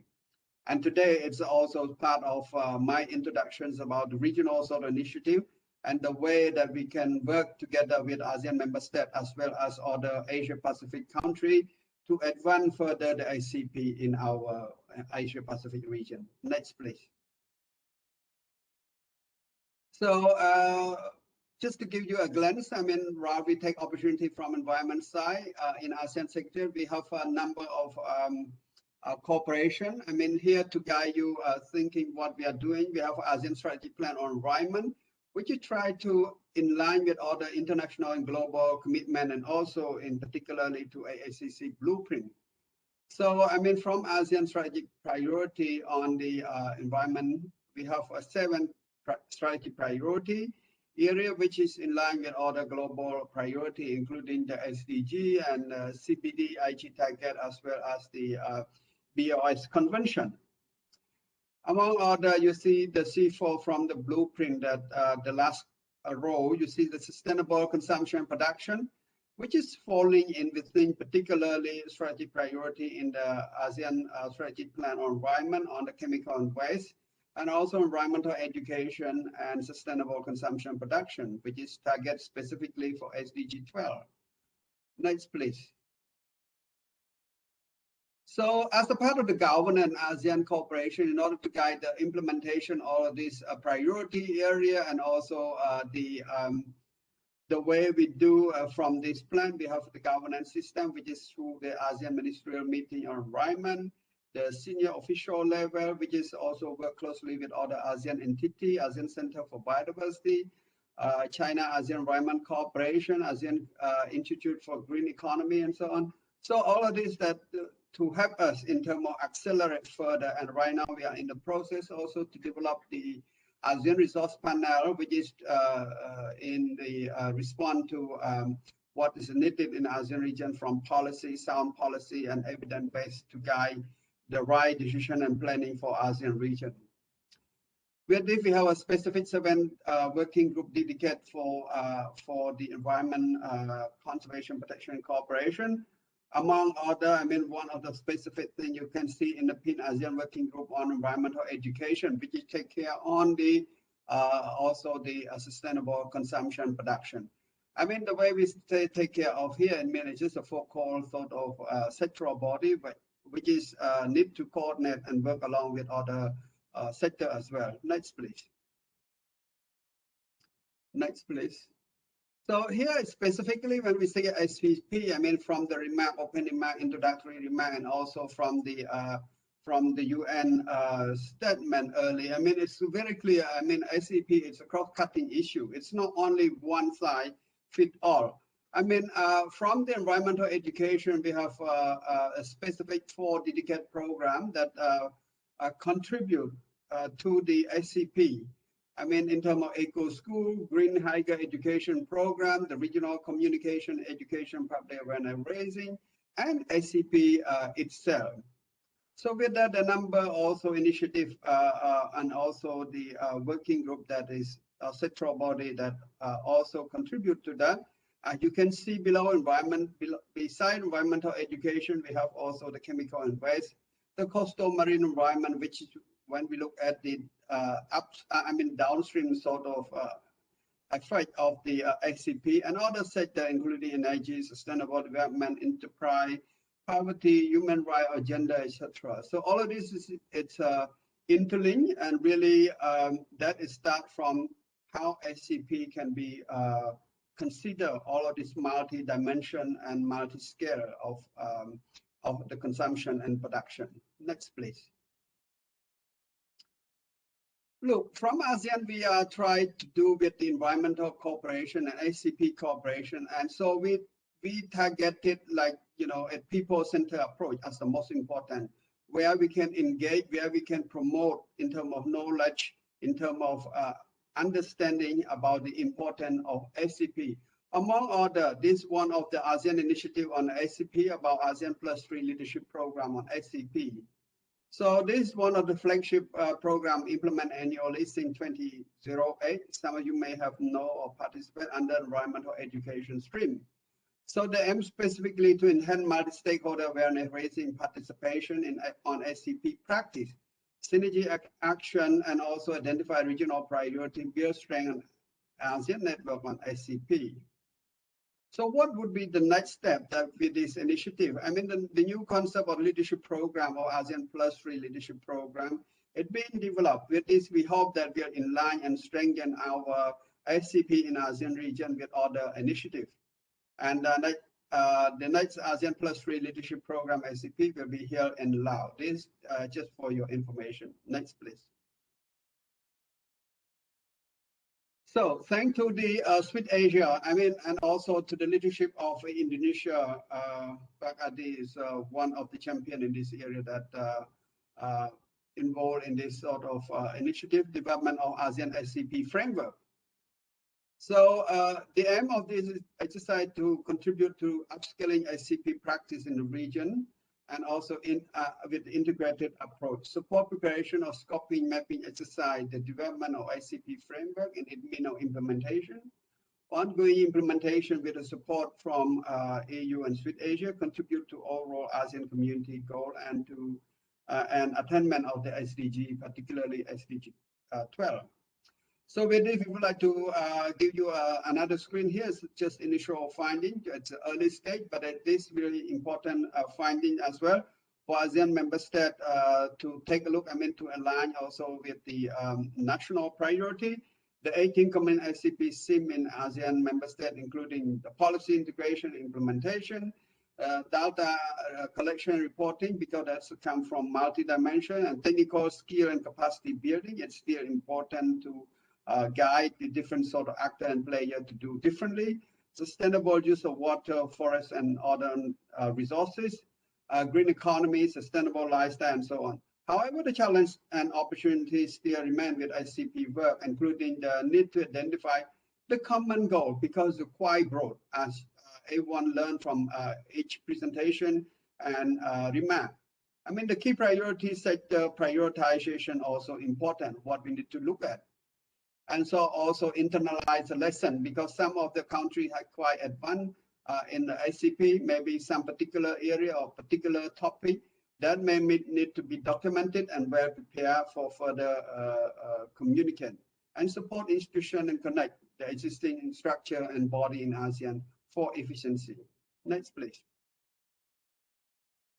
So to contribute to the SCP, one of the things that from ASEAN, under the leadership of the chair of the ASEAN Working Group on Environmental Education, we also developed the ASEAN Guideline on Green Meeting that aim to serve the reference to support ASEAN and other entities in organizing more resource efficient and also environmentally responsible meeting.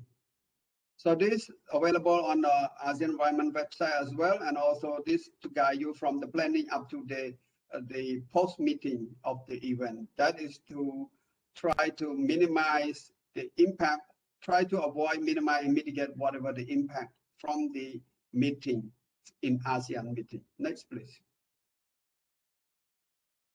So we identify youth as one of the main players in our region, and they will be taking care of the future of ASEAN. So with that, the ASEAN +3 Youth Environment Forum, that's the way we also try to promote SCP through this window of opportunity, in fact, enhance awareness on environment issue, include waste management by hand-on job, and also marine debris with a local and global impact, increase knowledge and skill of the youth, and also expand network among ASEAN and +3 youth network to address environmental issue.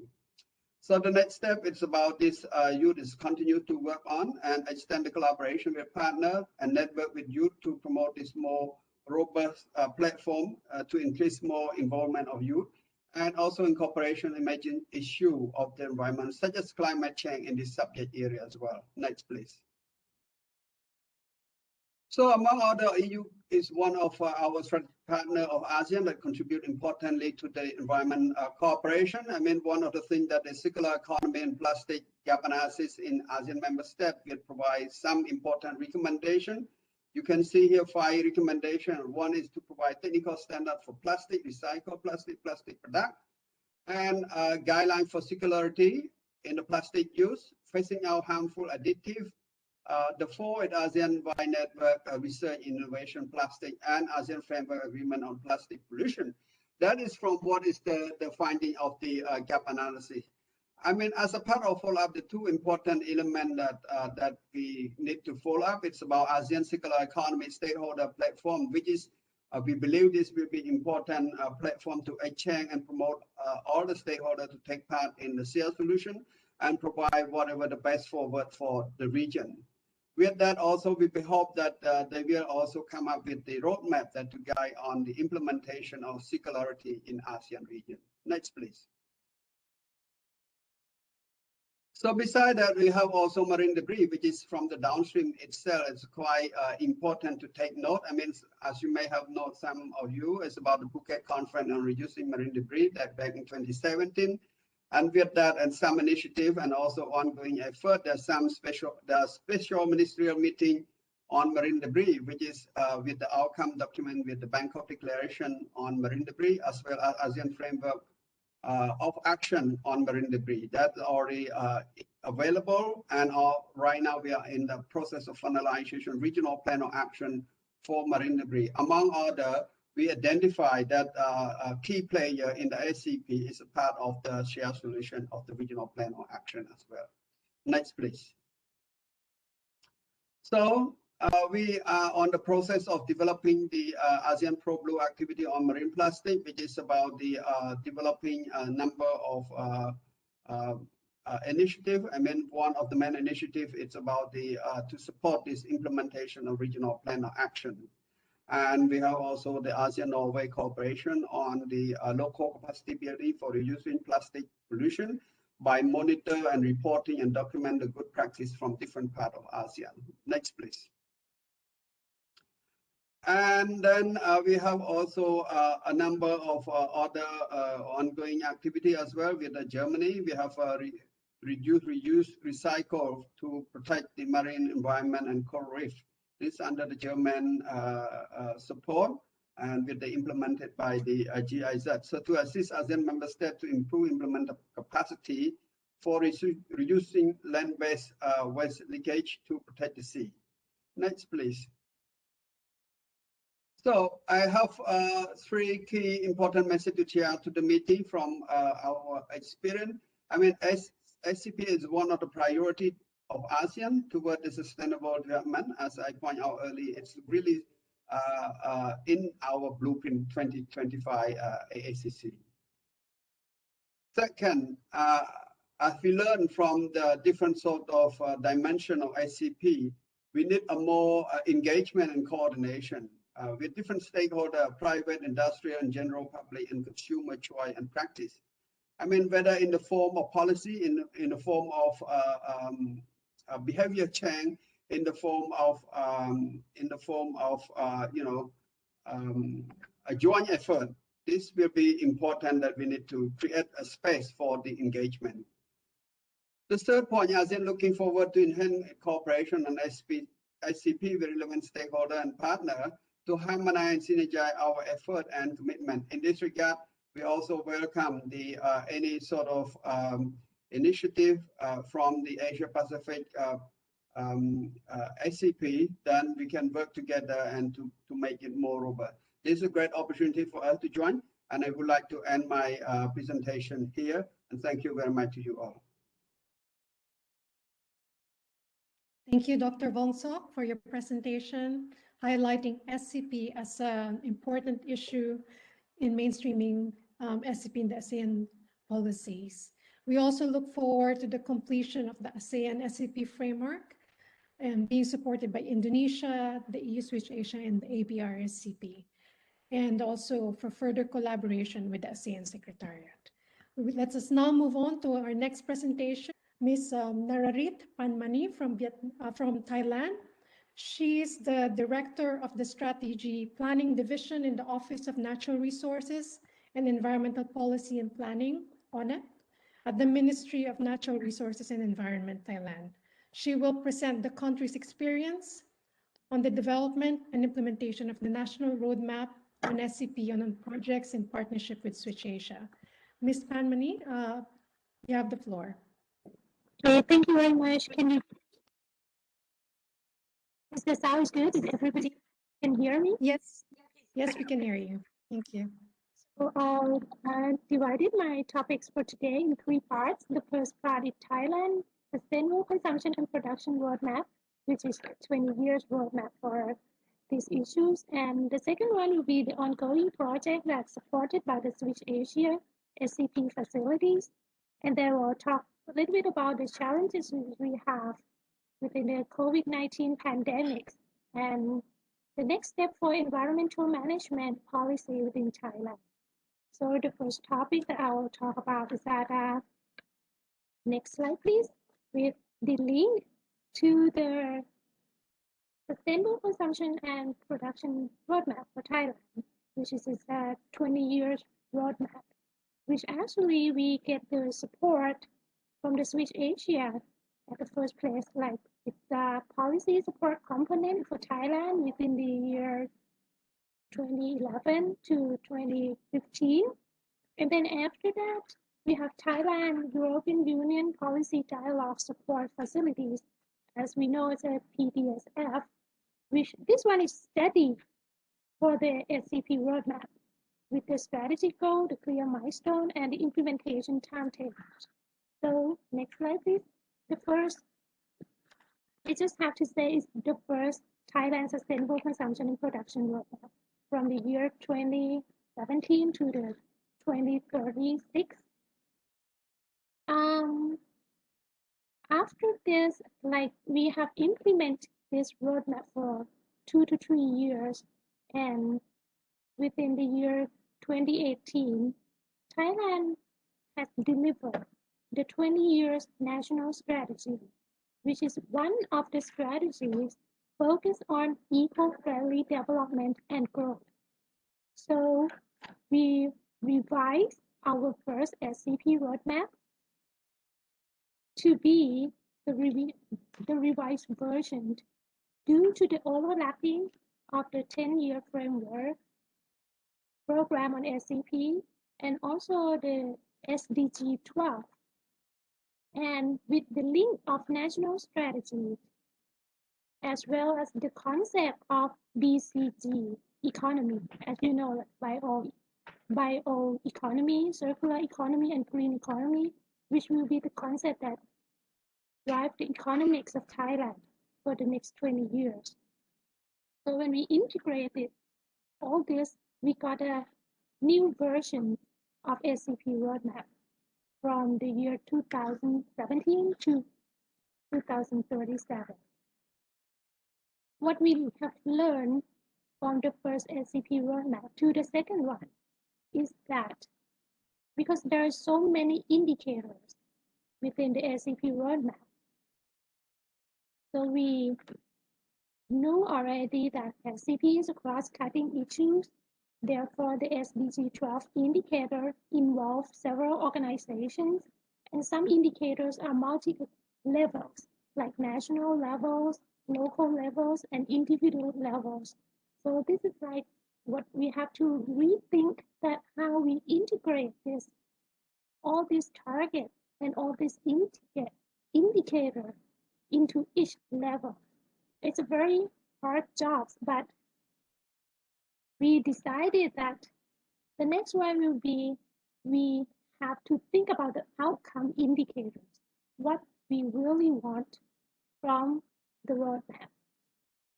So the solutions for the next SCP roadmap. Next slide, please.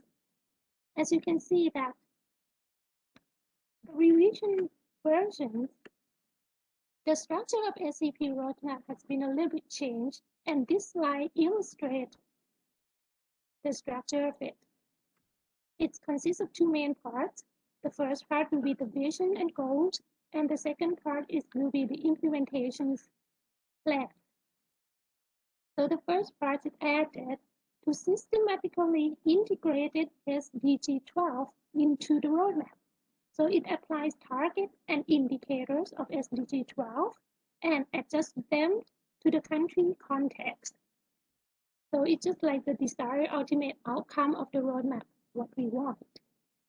And the second part, which linked to the implementation plan, you can see that it will show the efforts of the agency or organization related to SCP sectors. As you can see that we have 6 main sectors here: the industrial sector, the agricultural and food sector, the services, especially we focus on tourism, and to localize SDG 12, we give the importance to cities and local government. Another sector is sustainable procurement, which at first we focus on the government agency. And the last sector, if not least, is awareness raising and education. So therefore, for this revised roadmap, we have only 11 SCP goals and then 28 goals for indicators, which is less than the first version, which we have almost like 100 indicators. So this is for the coherence of the implementations, and the government can monitor and evaluate the progress of what we have made. So we can see, next slide please. We can see the linkages between the SCP goals and its main sectors. Okay, to the second topic that I would like to talk about is about the project. Next slide, please. The project, which we also get support from the Switch Asia SCP facilities, is the mainstreaming green integration of Thailand, transformation from policy to implementations. This is like a 1.5 years project, which focus on green products and services procurement promotions. Actually, for our ministry, there's like 3 organizations who have supported this project together. The Pollution Control Department is the leading agency, collaboration with the Department of Environmental Quality Promotion and APRSCP. So actually, why are we doing on green products and services procurement promotions? This is the most important things that we think that if we can increase the type of product or services we can identify as a green product, and we can also increase the quantity of the procurement and the amount spent for green procurement. This is going to drive our economy into green economy as well as circular economy. As you can see that for the output of this project, what we need is the draft policy, action plan, and national green directory. Why do we need this national green directory? Because we have like many green labeling, like cool modes, green basket, eco labeling, and like green restaurant, green national park, everything's with it started with green. So we have this kind of labeling like more than 20. So that's why we need to have this national green directory so we know which standard that we can get the approval for green products and services, which is the same standard across nations. So the second expected output for this project is to increase awareness of government, private sectors, and general consumers. As you can see that, next slide, please. Okay. Not just only government agencies, but we also have 3 pilot projects implementations, and we focus into local government, which is in this case that we have the pilot project within the Rangsit municipalities. And for private sectors, we collaborate with the Stock Exchange of Thailand.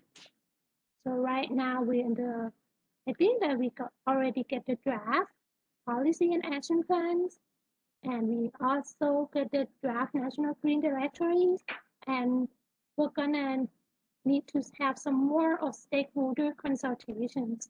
So after this, I think that Thailand can share our experience and the output of this project to ASEAN after we finish it.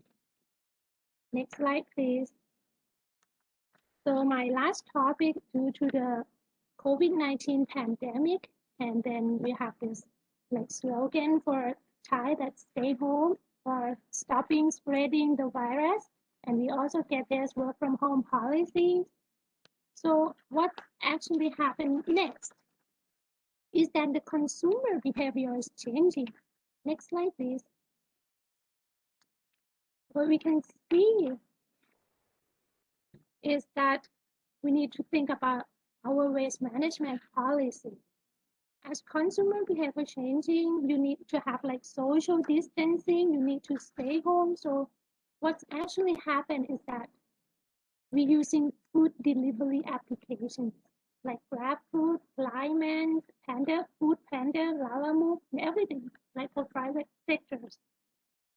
So takeaway or using food delivery application, what's happened next is the amount of the single-use plastic packaging is increasing. It's increased by like 15% from 5,500 tons per day to 6,300 tons. So this is quite a huge amount that we need to cope with.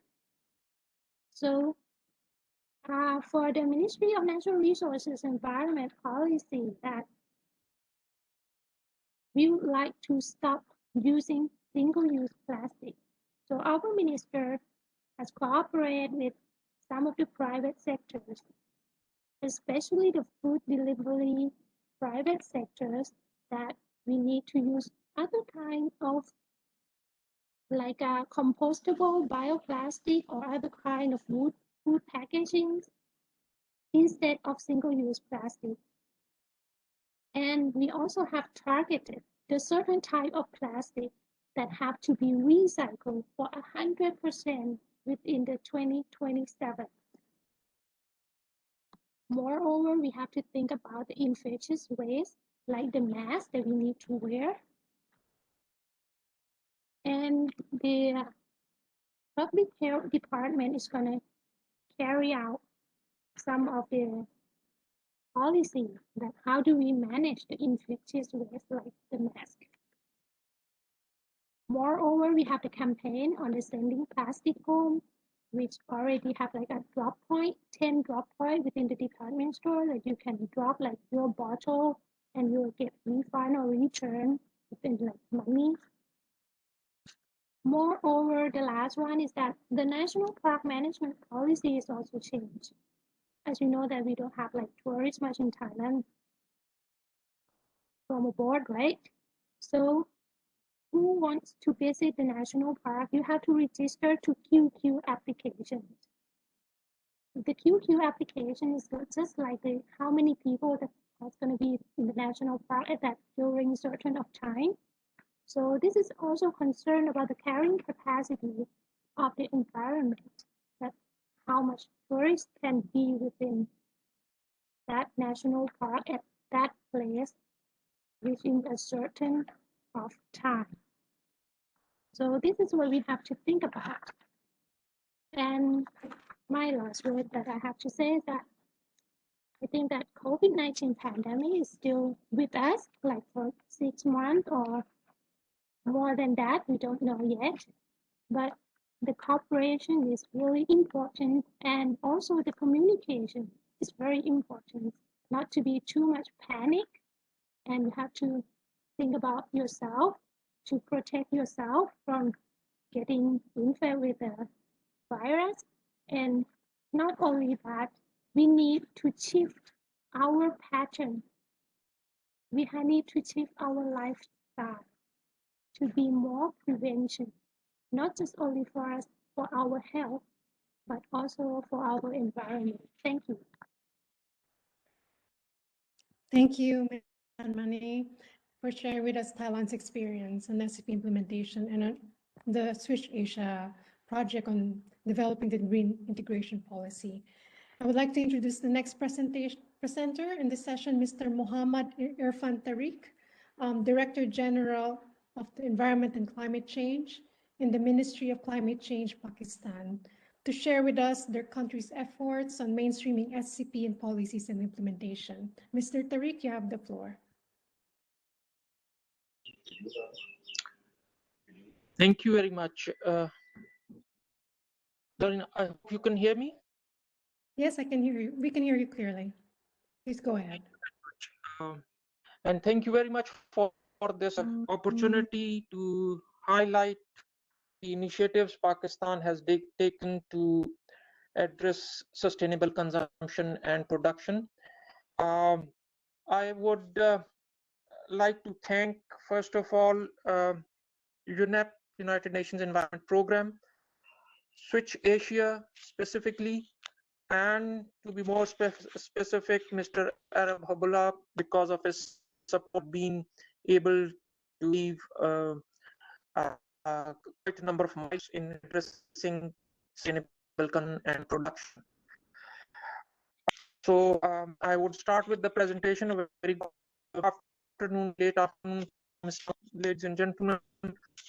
I am happy to report the SDG 12 monitoring and reporting in Pakistan. As you all know, SDG 12 relates to monitoring sustainable consumption production patterns, and this was launched in as one of the SDGs in 15 targets and 30 indicators. And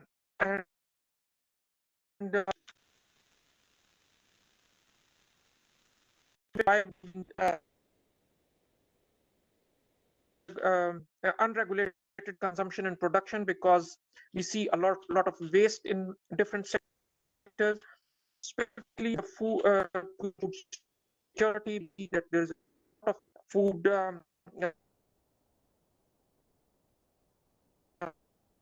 waste. Third is to promote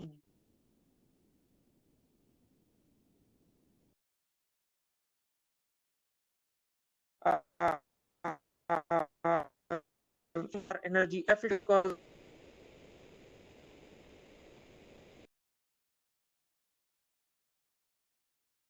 different Mr.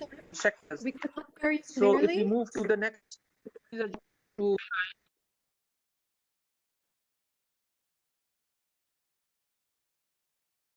yeah. Are you there, Mr. All Tariq? Can we? Yes. The audio is a bit choppy. We cannot hear you clearly. Okay. Is it clear right now? Yes, that's better. Thank you very much. Sorry, apologies for this disruption. So I just wanted to highlight in this slide the amount of resources we use in our GDP growth. For $1 growth in our GDP, you can see that we utilize a lot of resources in terms of water consumption.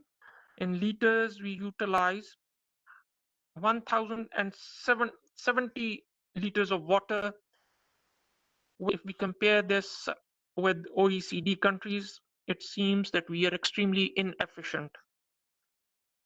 In terms of electricity consumption and in material consumption, we have a lot of scope in Pakistan to work on sustainable consumption and production. Can we move to the next slide, please? Thank you. The statistics depict unsustainable consumption patterns in Pakistan, which cause not only global warming, but are also a major factor in environmental degradation and biodiversity loss. To achieve SCP, National Action Plan was formulated in 2017 with the support from EU Switch Asia, United Nations Environment Programme, and the lead was with the Ministry of Climate Change in the government of Pakistan.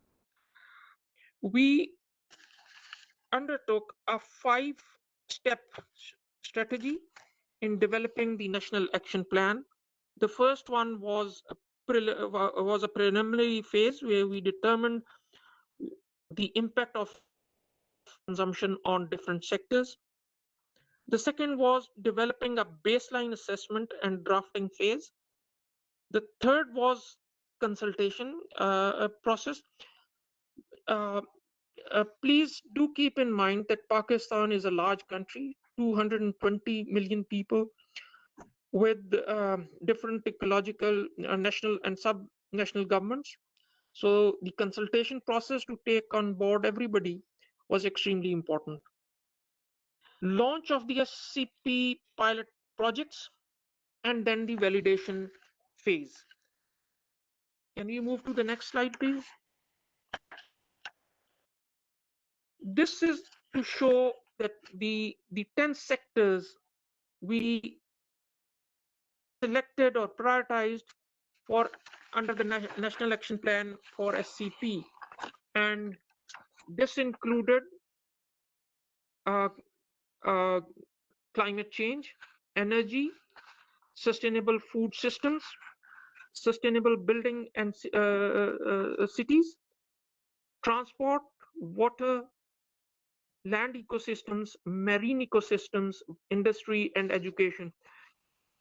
All these sectors are somehow also reflected in different SDG goals, and this makes SCP a cross-cutting, multi-sectoral intervention. In light of National Action Plan, Pakistan has launched various initiatives. These listed below are not specifically for SCP. They were actually, the purpose to show here is we integrated the SCP in these major initiatives of the government of Pakistan. And SCP was enshrined in developing these initiatives, where resource efficiency was on the top of the list.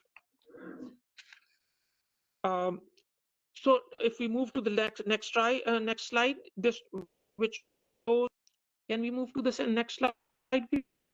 Yeah. This shows monitoring and reporting of SDG 12. What I can reflect here is that projects focusing on sustainable consumption and production have been undertaken. A mechanism for tracking of these projects needs to further strengthen, and this is where we require different steps, and these include situational analysis sectors, because as you understand, economy is based on different development sectors, and there has to be a different mechanism to monitor each of these sectors. Number 2 is existing system of data collection and reporting related to STP needs to be further strengthened, because this concept further needs to be embedded and enshrined into different projects and activities, and it has to become an integral part of each initiative. It is extremely important that existing systems absorb this concept and all development activities move forward in this direction.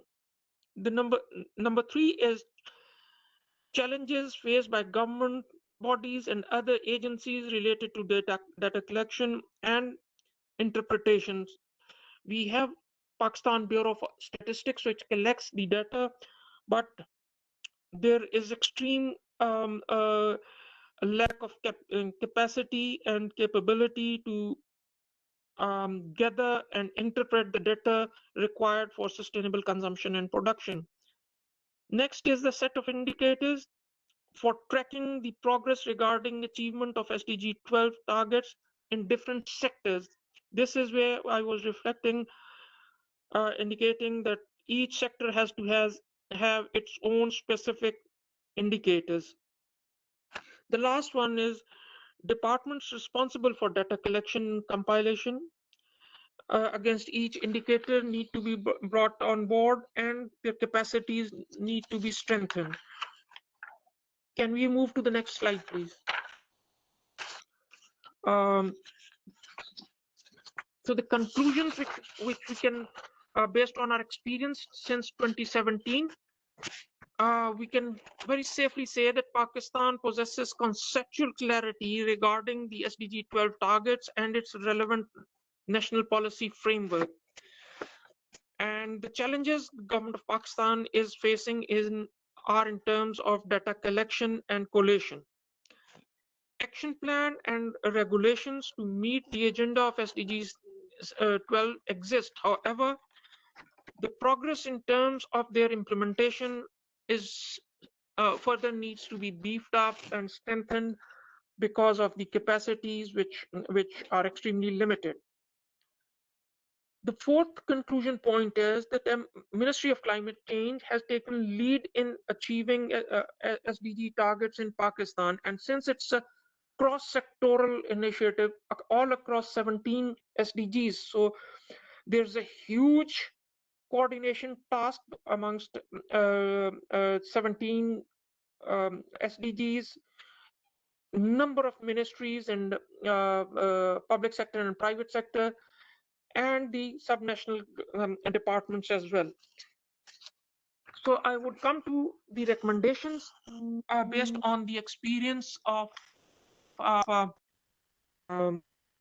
piloting SDG in Pakistan. Next slide, please. To resolve, the recommendations are the following. To resolve the issue of data collection, a systematic approach needs to be adopted.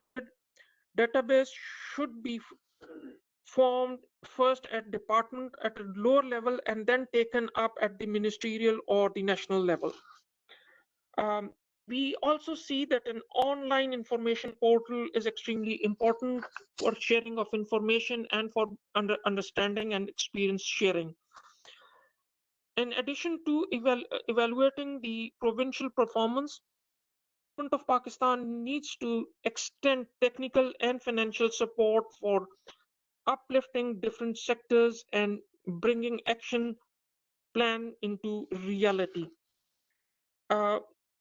The fourth point is, which I referred above as well, the coordination role of the Ministry of Climate Change, which needs to be further strengthened. And the last point is that government of Pakistan needs to encourage cross-governmental coordination by promoting partnerships with different stakeholders. And this is where I would say that the partnership with EU, Switch Asia, and UNEP has been extremely important in developing our framework to address sustainable consumption and production. I would end by saying that there are huge challenges, but I think this was proven a great success, and there's, as you saw in the presentation, there's huge work which needs a large playing field exists in Pakistan to address sustainable consumption and production, and we have identified the low-hanging fruits in terms of those 10 sectors where we can work and promote the concept of sustainable consumption and production. Thank you very much. Thank you, Mr. Tariq, for your presentation. May we now call on Mr. Leba Vietbach. Are you online to provide a presentation for Vietnam? Yes, thank you, Lawrence. And good afternoon from Vietnam. I'm sorry because the connection, internet connection. Now I have a chance to bring some information about the national action plan on the SCP in Vietnam. In Vietnam, in the 2015, we already have the first phase decision of the Prime Minister on the approve the National Action Plan on SCP. However, after 3 years of implementation of SCP Action Plan, we decided that we need to develop new action plan. So by the support from the Switch Asia and IGES, we developed new action plan on SCP for period 2021 and 2030. Next slide, please. Okay, next slide, please. And in the 2020, the Prime Minister have a decision approving the National Action Plan on SCP for periods 2021 to 2030, and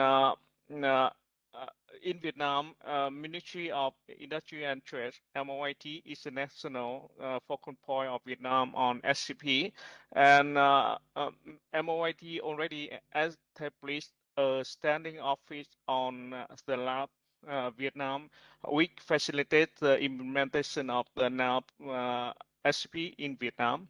Next slide, please.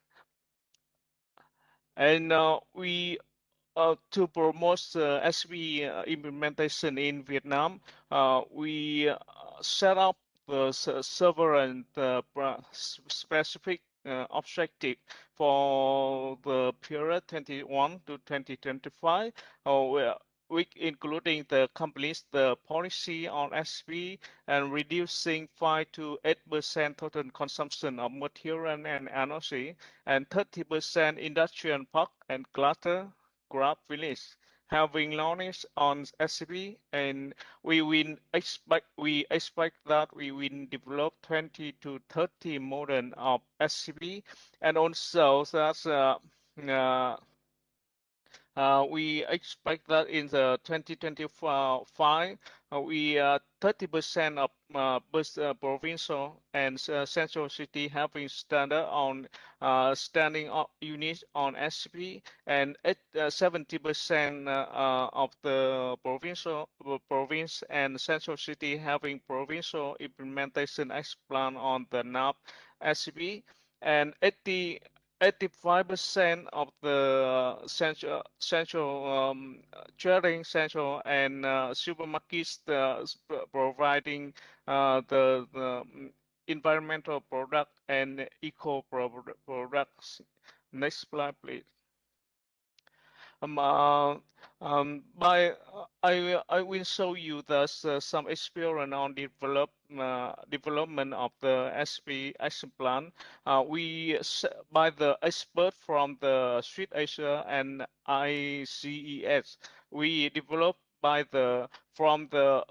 we consider on the life cycle of the product. So we set up the 9 phase of the product from the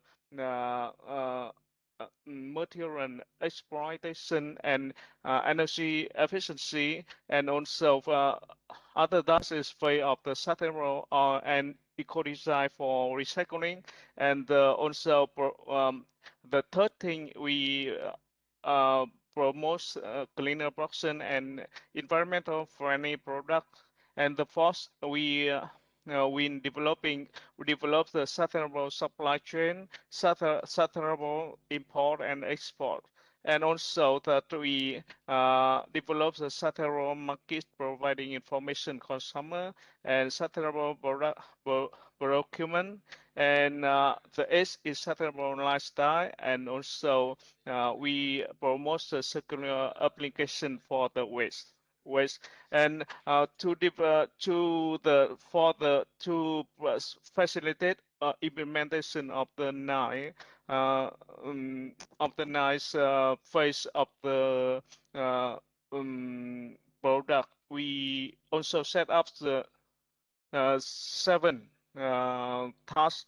The first task is a policy on SCP, and the second task is capacity building and education on SCP, and the third thing is communication on the SCP, and we will develop data system on SCP, and also we will develop support and develop the science and technology of the SCP, and also we integrate cooperation on SCP from international organization and with another country and Asia country also. And the last activity we will develop green and expect that we will establish about the green financing for SCP. Next slide, please. And in the national in the NAP on SP, we also use circular economy application. So the first thing is about the circular economy industry in the decision in the NAP on SP. We already set up some activity on the circular industry. For example, we developed the sustainable management, exploitation, and energy efficiency resources by the policy on circular industry, and also develop wildlife application the sustainable design text in the some industry sector, textile, package, handicraft product, and also we set up some awards on the designing in the initial and products. And the second phase for the in the industry processing about the sustainable and eco design and for recycle, we will we will apply the modern and guideline on material efficiency and conservation and cleaner production, and we will also develop some sustainable business. And also the third phase of in the industry about the promote cleaner production and energy and environmental friendly product. And the last thing about the industry's symbiotics. In on that one, we will develop more activity to apply the cleaner circular economy model to promote the SCP in the industry. Next slide, please. And also in Vietnam, we already have some regulation and also policy to promote circular economy in the industries, such as the law on the environmental protection and some degree, and also we have the long-term implementation of the strategy on cleaner production. And next slide, please. And about the supply chain, we also want to push the circular economy in the supply chain, from the sustainable supply chain to the reserve logistic processing, closed loop supply chain, and the sustainable society.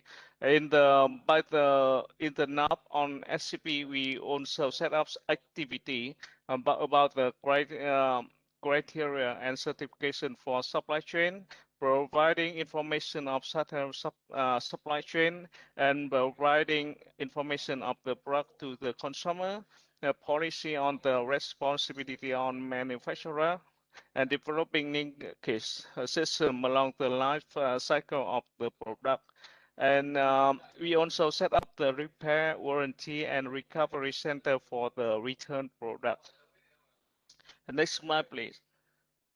And even similar with the industry, we have some circular regulation on the to promote circular application in the supply chain, such as the law in the on the environmental protection, and some circular on the reversing and treatment of return product. Next slide, please. And also the last phase of the product about the consumption, and we also push circular economy model in the consumption by the consume less efficiency consumption, create systematic chain, and consuming driving the production. And we appreciate the consumption, because we would like because before that, from the 2010 and 9, so we already 10 years of implementation on the cleaner production. So thus we want to promote some activity on the more activity on the sustainable consumption. Next slide, please. And also in Vietnam, we also have some activity on the promoting the cleaner production and consumption, sustainable consumption in Vietnam. For example, we have some supermarkets have some program on the collecting the battery and use providing the environmental friendly bag. Next slide, please. And also in Vietnam, we implement the SCP action plan. We have a more some advantage. So for example, we have some regulation on the SP and environmental regulation on the industry and supporting the small and medium enterprises. However, we also, if we want to promote more SP in Vietnam, we still miss some difficulty and limited. First thing about the limited financing, and also we have the lack of information about the product and this bad design technology or the best environmental management. So later in the near future, we will find some financial sources from local, from the central government, and from the overseas to support some ministry and some institution, and also we support the province to promote sustainable consumption and production over the ministry and over the across the Vietnam. We hope that especially about from the Swiss Asia and IGES, and also from the ASEAN member states, we will have a platform on the SCP to promote SCP not only in each country. We also explore the SCP along the some region, for example, in the ASEAN region.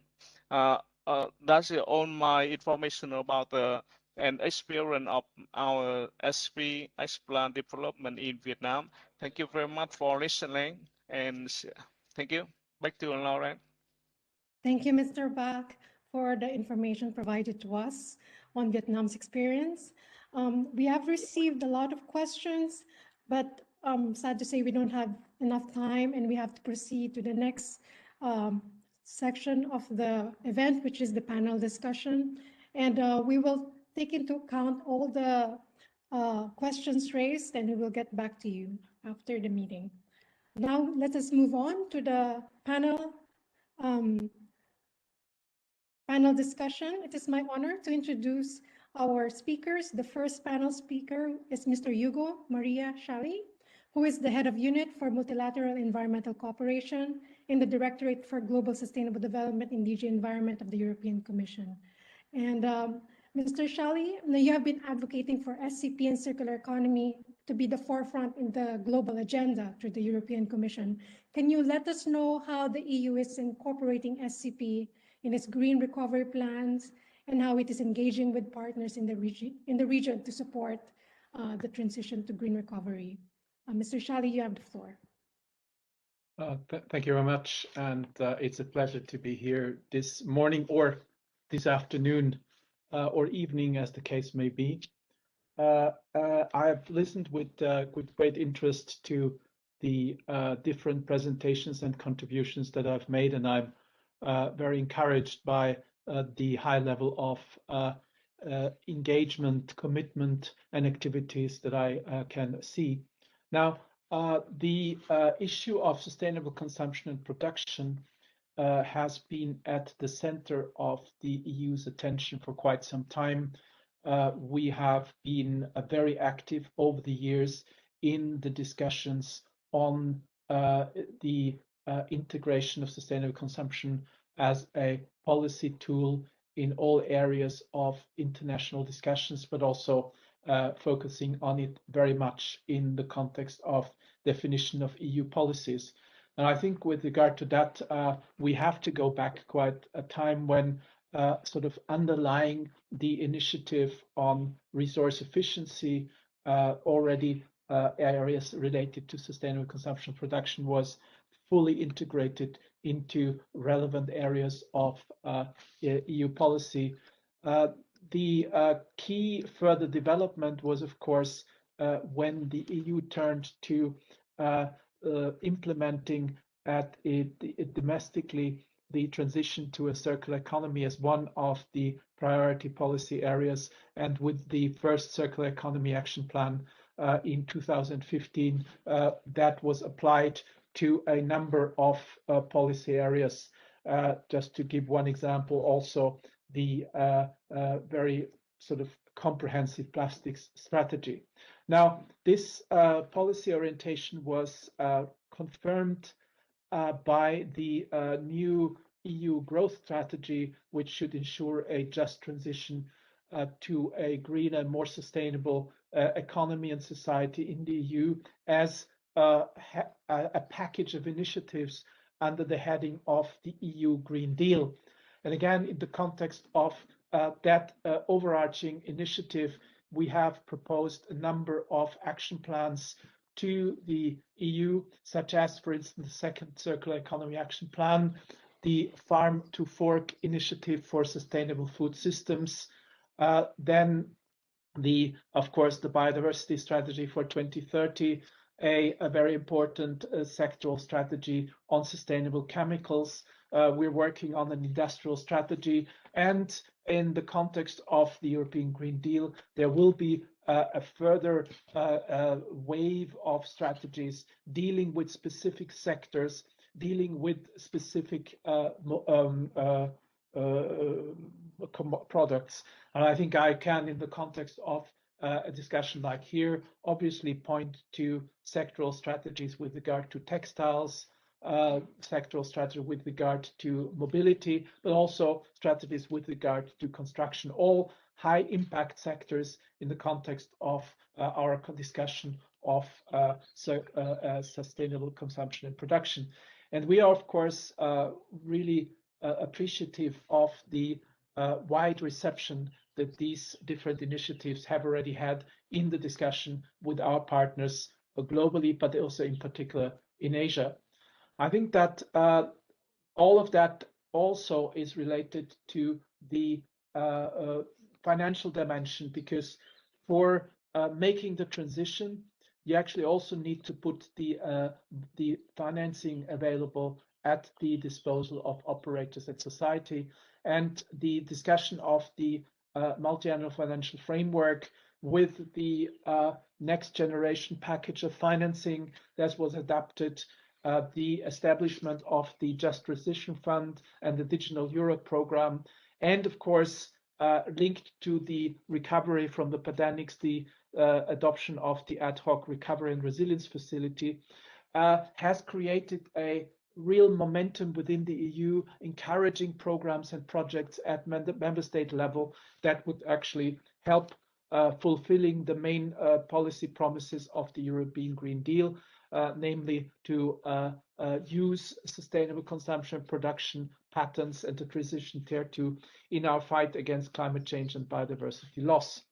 And I think that all the instruments that we have, be it the Cohesion Fund for smart and sustainable growth target, thematic programs in the area of research, for instance, there are a lot of initiatives underway in the EU to make sure that this transition actually arrives on the ground. Now, I think that we are conscious of the fact that as an EU, we are part of many global value chains and part of the global community, which is why there is a very important element of external element of the Green Deal. And in cooperation with partner countries, we are pursuing very much the idea that we want to enter into partnerships with those countries who are wishing to make that transition with us and want to cooperate with us. And of course, the issue related to the establishment of the so-called green alliances, which is also one tool that we want to put forward. I think in a way I would want to refer to two specific elements that are important in our discussion with partners in that regard. One is that one offer that we have made together with UNEP and UNIDO is to join together in the Global Alliance on Circular Economy and Resource Efficiency. That I think is an invitation to all, but in particular also to our Asian partners, to join us in mobilizing the political will at the global level to make the transition to a world that is actually using the transition to sustainable consumption and production patterns as a main tool, as a main innovative pathway to sustainable development. And I think all the presentations that I've heard today point exactly in that direction. I think that the second global issue that I want to refer to is a very strong level of global support for launching a global agreement on plastics at the occasion of the upcoming United Nations Environment Assembly in March 2022, which also would be a huge push in our joint endeavor to integrate sustainable consumption and production in the whole life cycle of industrial ecosystems and in the whole life cycle of products and services. And I think in support to that, the whole external action of the European Union, as it's currently being discussed for the upcoming programming period under the multi-annual financial framework, and which will be mainly channeled through our EU delegations and through regional programs such as Switch Asia that we're discussing today, will play an important point. So I think there is a full engagement from the side of the European Union in supporting, accompanying that transition, but also to make sure that we live up to our own responsibilities and make that transition successfully in Europe as well. So thank you very much for your attention, and I'm looking forward to the discussion. Thank you, Mr. Charlie, for your intervention. Let us now move to the next speaker, Mr. Charles Arden Clark, who is the head of the Secretariat of the One Planet Network, implementing the 10-year framework of program adopted at Rio Plus 20. Charlie, can you tell us how the One Planet Network is providing support to countries and also on how they can recover from this crisis? The floor is yours. Very much. Can you hear me, Lorraine? Yes, we can hear you clearly. Okay. Please go ahead. So thank you for this opportunity to give a brief presentation on the value chain approach to sustainable consumption production to this webisode. We really appreciate the connection to Switch Asia and frankly all the work you're doing. I've been here the whole time, and it's clear that many of the presentations do show genuine progress on the ground, and we're pleased to see that. Next slide, please. So I'm going to talk to you a little bit about value chains, and particularly an initiative which is catalyzing the science policy interface to promote sustainable consumption and production. And this is a partnership. It's a task group created in response to a resolution from UNEA 4 between the National Resource Panel, and you've heard Janusz Potocznik already earlier today, and the practitioners of SCP and the One Planet Network, which is also known as the 10-year framework of programs. And the focus of this task group was applying a practical approach to catalyze science-based action for key intervention areas along the value chain. And the task group focused on 3 value chains in particular: construction, food systems, and textiles. Next slide, please. The value chain approach is a really important way to enter into the objective of shifting to sustainable consumption production pattern. It's important because it brings together all the stakeholders, and particularly governments, businesses, and final consumers of products. And the value chain approach gives us a way to understand the value chain better and identify key hotspots. So it's about defining what the value chain is and who is in it. It's about mapping data on natural resource use and environmental impacts along the value chains. It's about applying a systems analysis approach to take account of all the actors in the value chains and the interactions between them. And it's about identifying key hotspots. And by hotspots, we mean ones where there is a high use of natural resources and or high environmental impact. Once you've taken those initial steps, you could move to the next one, which is consolidating existing action and identifying opportunities for action. So this is where you map the initiatives of the individual actors in relation to those hotspots and identify gaps and opportunities for action or new policy. And in this way, by engaging the value chain, you can define a common agenda among the actors along it, and you can identify priority actions for those actors to take together along the value chain. Next slide, please. And this gives you an overview of the value chain of all the way from the input industry through the individual consumer to final waste and disposal. I would just like to say, you can see this is the example of the food value chain in particular. And so you can see the input industry, primary production, food processing and packaging, transport and logistics. I think an important thing to mention here is that, in fact, a lot of the influence is consolidated in the middle part of the value chain, in the food processing, transport and logistics, retail and food service sector. So whilst many SMEs are producing and many small scale producers are producing food, and then many SMEs are processing it, actually much of the ability to influence what happens in the value chain is actually consolidated in the central part of it. Down on the table on the bottom, you can see essentially a representation of the food value chain, how much food we produce and consume, how we produce food, what type of food we produce and consume. Those colored circles are the 6 programs of the One Planet Network. I just mentioned a couple of them. The red one is the Sustainable Food Systems Program. So this shows you where the 150 plus partners are active in the food value chain. The green circles are the Consumer Information Program. And so there are a range of actors in the value chain working in those programs. Next slide, please.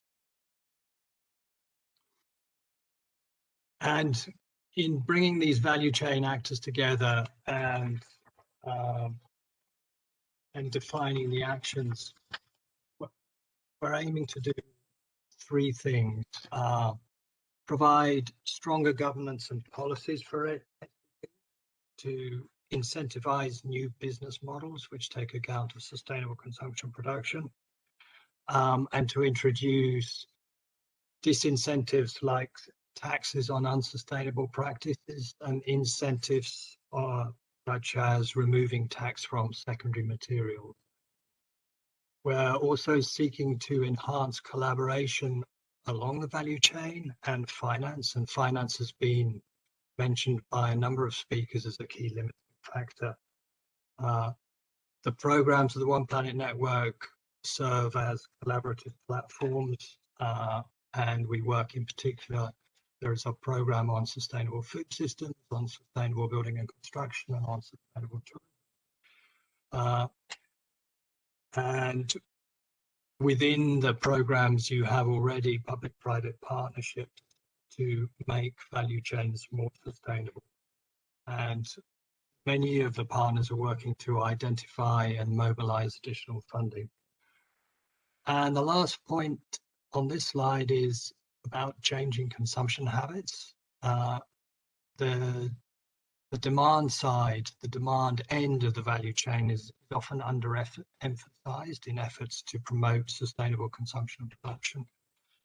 And we actually have 3 demand side programs in the One Planet Network, one on sustainable public procurement, one on sustainable lifestyles and education, and one on consumer information I've already mentioned. And those actors in those programs are working to essentially increase demand for more sustainable products. So rather than just trying to produce more sustainable products, they're actually helping to create the market for them. Next slide, please. And then I'd just like to end really by highlighting 5 value-added features of the value chain approach, that when you gather these actors, it gives you a very holistic approach. It provides you a picture of all the actors, different processes along the value chain, and the drivers of current unsustainable consumption and production patterns, so you can begin to address them. It's systemic in that it helps us understand how the different drivers currently shape operations along the value chain. It's very relatable. It's anchored in economic activities of production and consumption. So this emphasizes that SCP is not an environmental issue. It is truly a sustainable development issue, and it's one that relates very much to economic development and economic activities. And the value chain approach, by engaging the relevant actors, relates what we need to do to those actors. From this approach, you can then decide on what is actionable. It enables decision makers to prioritize their efforts to reduce resource use and environmental impacts at key points along the value chain. And this is a replicable approach, replicable in geographic terms and replicable between different states. And we are currently, I believe that's the last substantive slide. I should just say we are currently running consultations on the food value chain to apply this approach, a series of 5 consultations, and the 4th one will happen this week. Of interest to Switch Asia is probably that we're going to start similar consultations on the construction value chain towards the end of probably around June, and if not in the 3rd quarter of this year. And sometime next year, we'll be undertaking similar consultations to apply this approach to the textiles value chain. Thank you, Lorraine and Aaron. Thank you, Charlie. The One Planet Network is the formal implementation mechanism, and the APRSCP will push for its continued mandate in the next years to come. So now let's move to the next panelist. I have the honor to introduce Dr. Wijarn Simachaya. He's the chairman of the Thai SCP network, the current president of the Thai Environment Institute, and the Secretary General of the Thailand Business Council for Sustainable Development. He was also the former permanent secretary of the Ministry of Environment and Natural Resources in Thailand. Dr. Wijarn, can you inform us how the Thai SCP network is engaging with the government in supporting SCP implementation on the ground, and what support can be provided to multi-stakeholders to engage effectively? You have the floor. Okay, thank you very much. Can you hear me? Yeah. Good evening, good afternoon, good morning, wherever you are. It's my great pleasure to be here and to share our Thai SCP network. First of all, I would like to thank Asia Pacific Roundtable for Sustainable Consumption and Production. And so thanks to Switch Asia SCP facility. Next, I would like to share how Thai SCP Can you go to next slide, please? Yeah, you can take a look here. Our development, almost 30-year development for Thai SCP network. We start with 1990 with the cleaner production, and then our country have the new regulation on the enhancement of National Environmental Quality Act in 1992. We developed clean labeling in the country that by Thailand Business Council for Sustainable Development. And then joy life cycle assessment come to SCP, Sustainable Consumption and Production Development in the country since 2015. Actually, we have our plan on Thai SCP network already mentioned by Ms. Nalirat.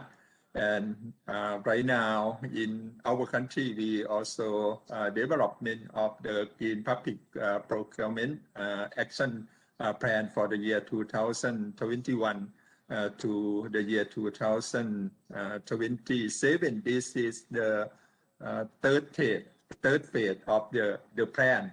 And right now, our work also incorporate with the BCG new national agenda of the country. Next, please.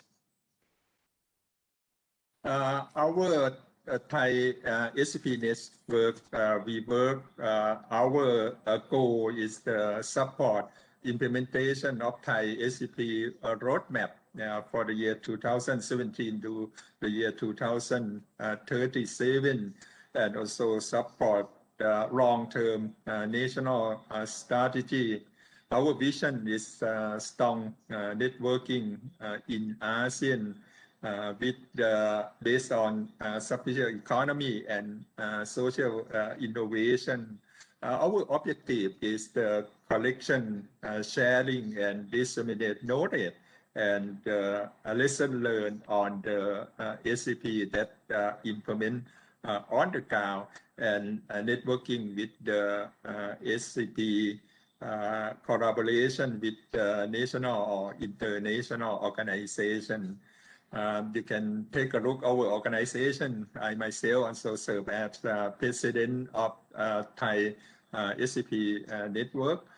We divide into 11 sectors, for example, industry, agriculture, and food, awareness, and lifestyle policy and planning, already mentioned by Ms.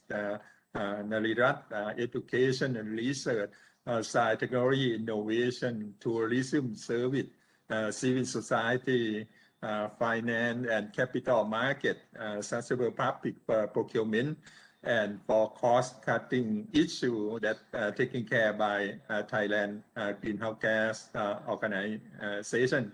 This is the our organization. Can we go to the next slide, please? Our network, you can take a look here, is a platform of multi-stakeholder that join with the government sector, with the private sector, civil society. Right now, we have the number of members, almost more than 200 members and 7 organization members, but our member is going year by year. You can take a look at composition of our member, mostly from private sector, followed by the research or education sector, and also government sector. Our next piece. Thai SCP network right now, we have registered with the legal entity we call Association Thai SCP Network Association. I also serve as the president of that association, that we can work and contact with the government and national organization.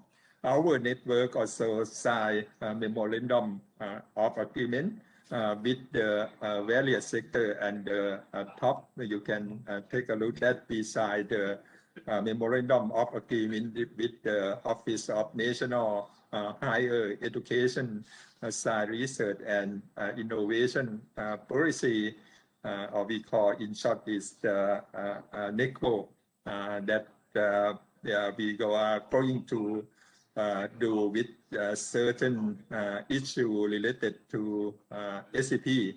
And the second photo, we also signed the memorandum with the various government sector and private sector international organization. Next, please.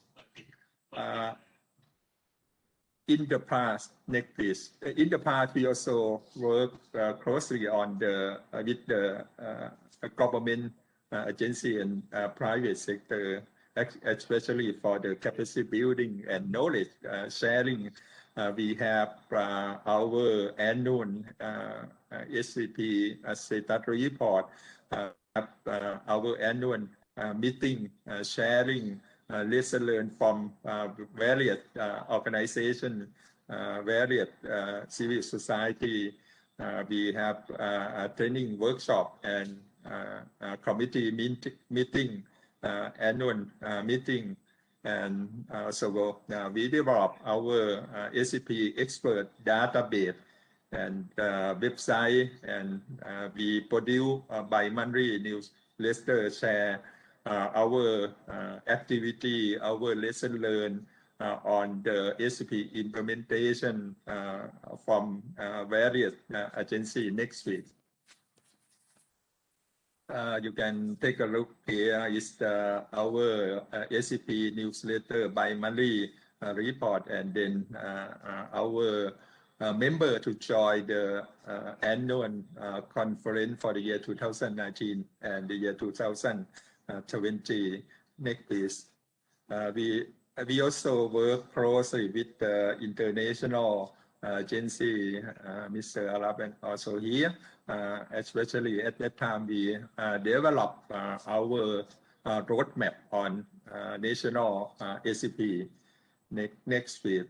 Right now, SCP network, we also incorporate with our work with the BCG for the recovery in the country. B stands for bioeconomy, that increasing value added to product from biodiversity and cultural base.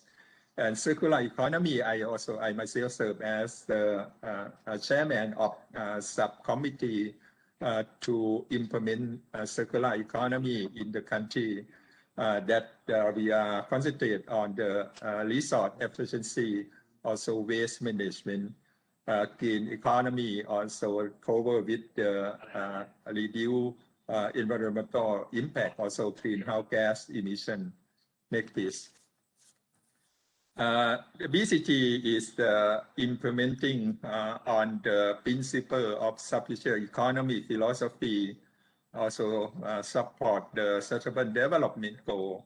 Our major sector that we are going to implement, covering food security, health security, energy security, employment security, and the most important issue is sustainable natural resources and environment. Next, please. Circular economy already mentioned by our friend from various countries. Also very important issue that circular economy in Thailand. We have a subcommittee under BCG committee that the BCG committee shared by our Prime Minister. But our CE right now, we identify key issue that we are going to work on the application of circular economy into practice, including the plastic waste management, food waste, food loss, and last but not least is the construction material. The challenge, next please. The challenge of BCG model is already mentioned. We have problem with the climate change. Our challenge is strengthening is the food security, health security, and we have list of natural resources and culture. Just why we look for our opportunity, especially when we are facing with the COVID-19 pandemic. Self-reliant ability is very important. That's why the government brought the BCG concept for the new national agenda. Next, please. But conclusion for the Thai SCP network, we work on supporting national target and global commitment, especially for the Paris Agreement, tied to reduce greenhouse gas emission. We support 2030 agenda on sustainable development, especially for the SDG goal 12, sustainable consumption and production, and support our currently BCG national agenda already mentioned earlier. And the most important thing is that decoupling resources with how we can use resource with more efficient, and why we can produce more or economic growth and better quality of life. This is the conclude of my presentation. Thank you very much. Thank you, Dr. Wijarn. Thank you very much. And let's now move to the next speaker, Mr. Zafar Mahmudov, who is the Executive Director of the Central Asia Regional Economic Cooperation Program, or CAREC. Mr. Zafar, can you inform us how CAREC is supporting the promotion of SCP in Central Asia? You have the floor, and please make it short. Thank you. Thank you, Madam Chair, for giving the floor. I would like to thank the organizers for inviting us to this 15th APRSCP Webisode and giving a chance to share the experience of Central Asia. I will try to make my presentation short, and I can see that as Arap mentioned in the beginning, we had over 100 participants in the beginning, and still we have over 100 participants here, which is a very good indication of the raised interest in the issue of sustainable consumption and production. So in my presentation today, I would like to draw your attention to the support that we provide in Central Asian region. And before I go further, just a few notes about CAREC. What do we do? It's a regional environmental center for Central Asia, the so-called CAREC. The three main activities that we carry out in the region are platforms for cooperation for better interaction and improved communication of stakeholders across regions and across sectors and countries in the region. We also pilot new approaches, methodologies, and practices to demonstrate and share with their results and possibilities of adapting and utilizing those practices with our stakeholders. And we also create networks for cooperation and conduct capacity building and analytical services for various initiatives and programs in the region. May I have the next slide, please? So currently, CAREC is implementing resource efficiency in agri-food production and processing project that promotes sustainable consumption and production practices in the agri-food production and processing industries along the entire supply chain, while creating an enabling environment through clusters and by building on current national development strategies, integrating SCP incentives. The SCP practices will focus on resource efficiency in agri-food production and processing and apply approaches for dealing with resource shortfalls. This will cover increasing the efficiency of water usage, reduction and food losses, and decreasing other energy and resource inefficiencies. The process of clusterization will also seek to enhance the competitiveness of local businesses. So by introducing and improving this improvement of SCP measures and technologies in 400 small and medium enterprises in agri-food production and processing, we expect to increase efficiency on energy consumption by 20% and consumption of resources, including water, by 10%, and 15% reduction in waste generation within participating companies. We support more than 20 participating companies in applying for funding for bankable projects. Also, we build capacity of 40 local experts on SCP practices for replication. We build capacity for 20 national consultants and experts from financial institutions on suitable financial, sustainable financial instruments for SCP solutions. And also we build capacity of 20 national and regional policymakers, advisors or government bodies and institutions on SCP policy mechanisms. So improved clusterization and ecosystem development for SCP involvement involves all these stakeholders. Let me tell you about other projects. Next slide, please. Within other projects, like climate change adaptation and mitigation program in RLC Basin, we promote SCP practices at the level of local communities, like farmers and households, mass media and youth.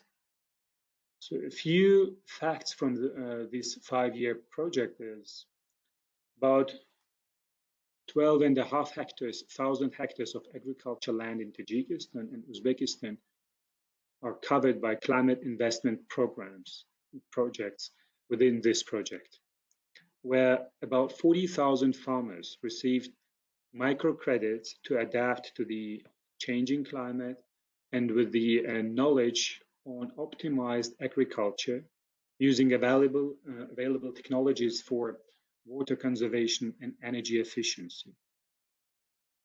We trained about 350 representatives and activists of media who took part highlighting the challenges of development towards green economy in Central Asia, including climate smart production and consumption practices.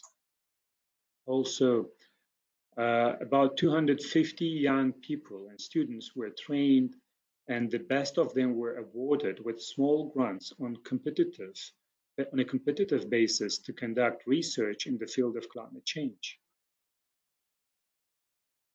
And the next project, that will be another example of EU-supported project, that is the access of water, energy, and food, which is a new approach we have imported from the Europe into Central Asia within this Nexus Dialogue project.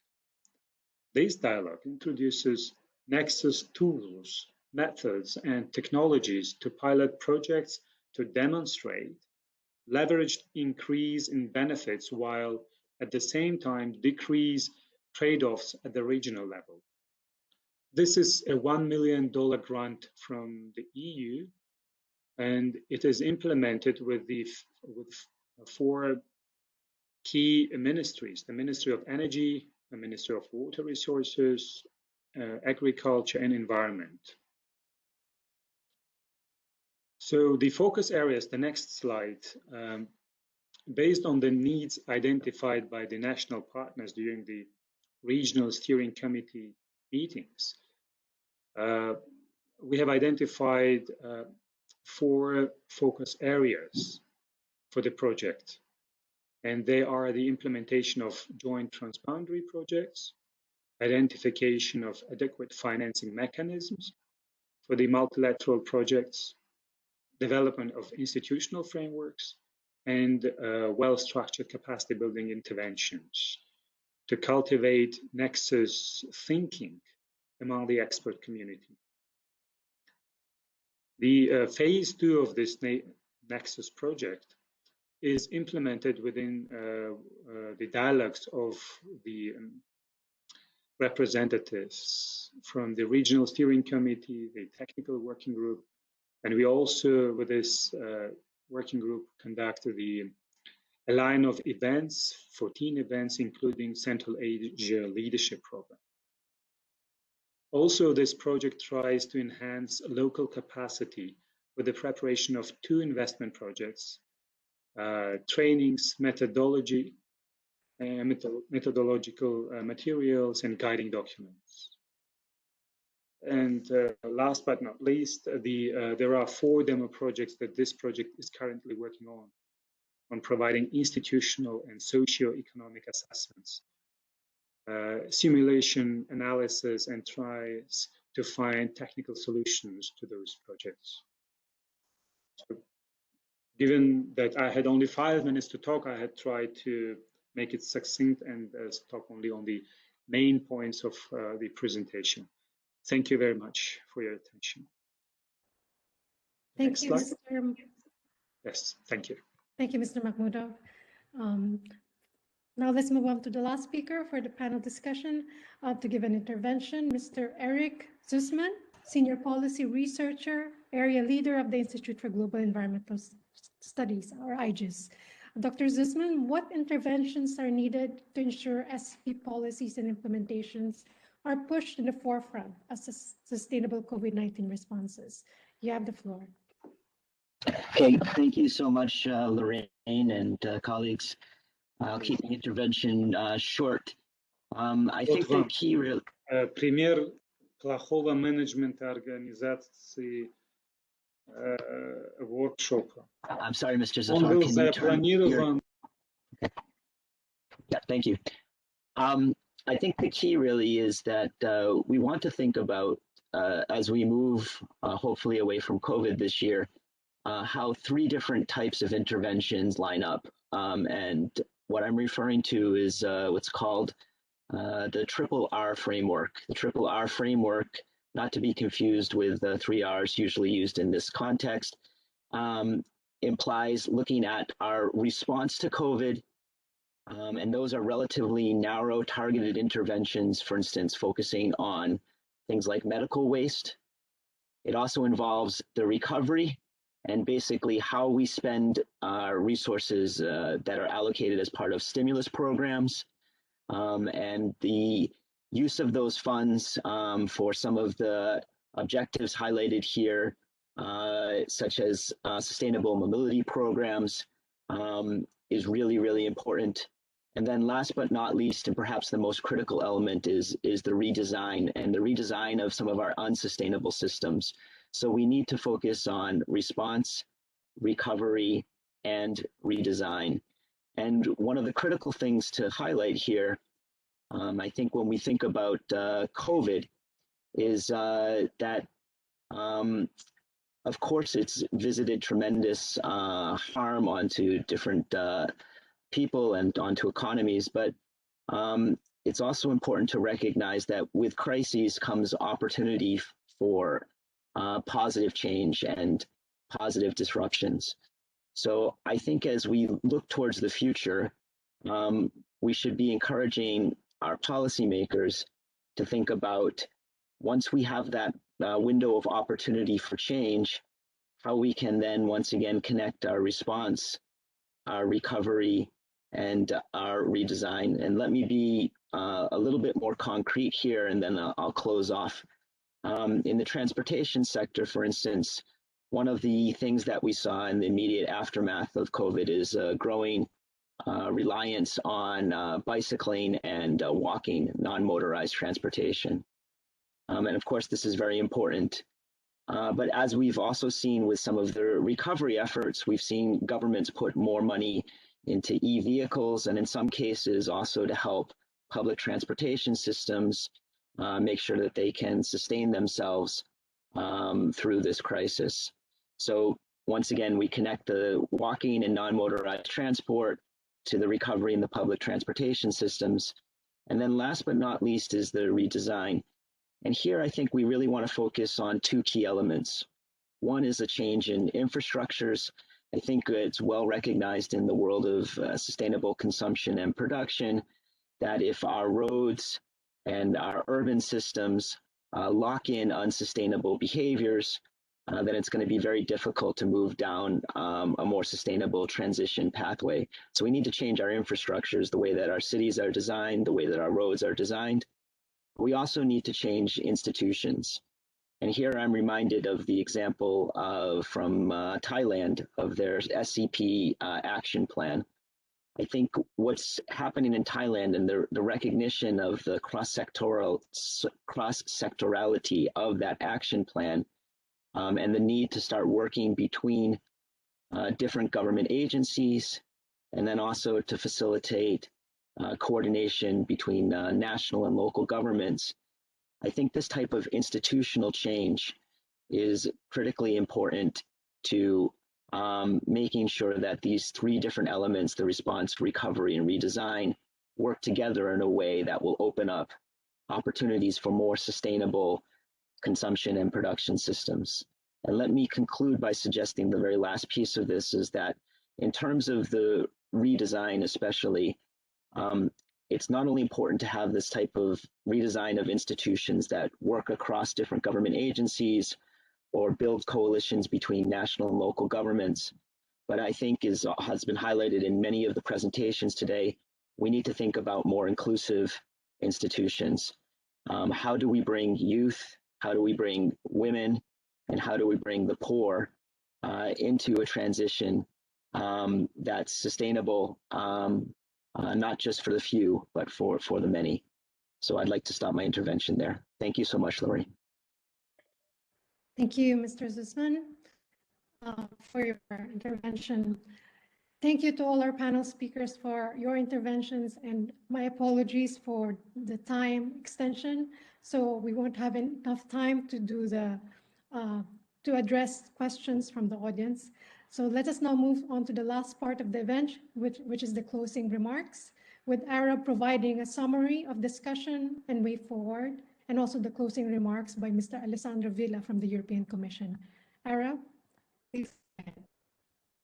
Since Mr. Villa is not joining us, I will make your conclusion. Probably we can take 10 minutes for Q&A if people are willing, or if you want to raise questions with the panel. Let us take additional 10 minutes.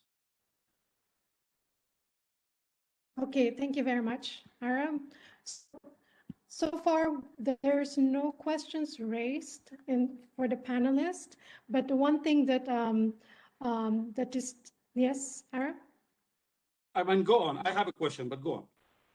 Okay, one thing that can be raised also to the panelists is how we can also move forward in terms of cooperation and partnerships. It was mentioned how important it is by Mr. Hugo Shally, and the EU Switch Asia SCP facility would also like to know, and also with the other partner organizations, on how we can be able to support countries better and how we can be able to form partnerships through those initiatives.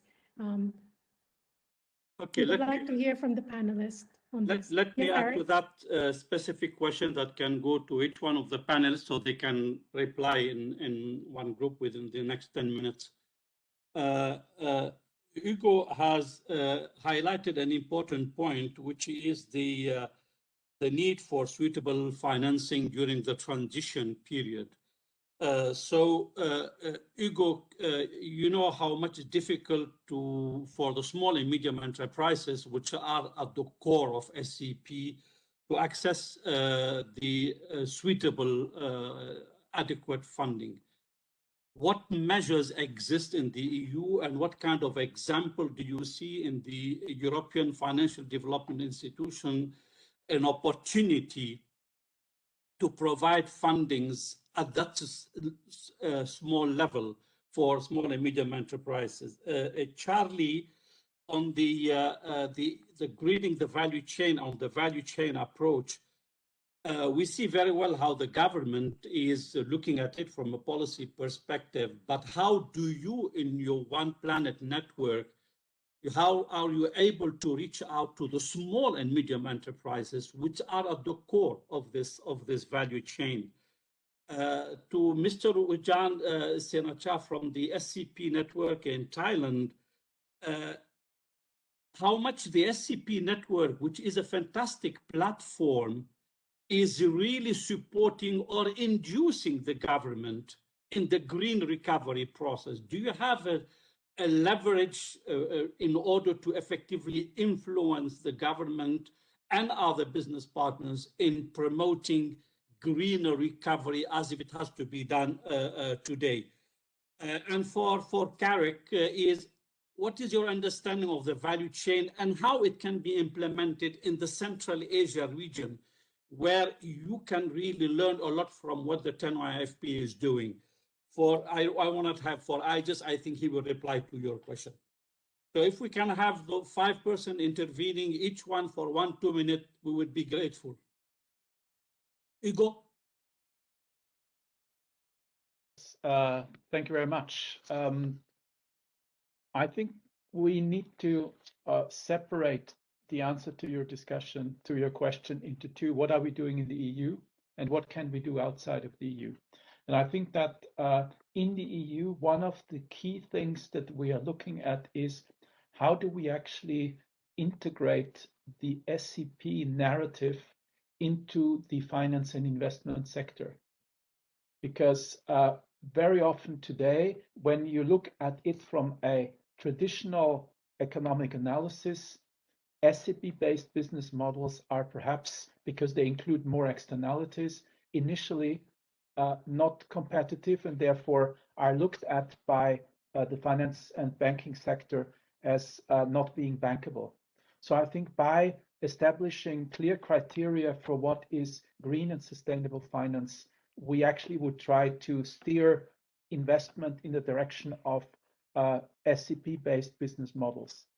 And I think that the what we're doing on taxonomy, what we're doing on Sustainable Finance Action Plan is part of the story. But of course, in addition, the earmarking of certain parts of the recovery facility, of the coherence funds, and so on and so forth, points in the same direction, linking public funding, but also steering private funding in the direction of sustainable activities.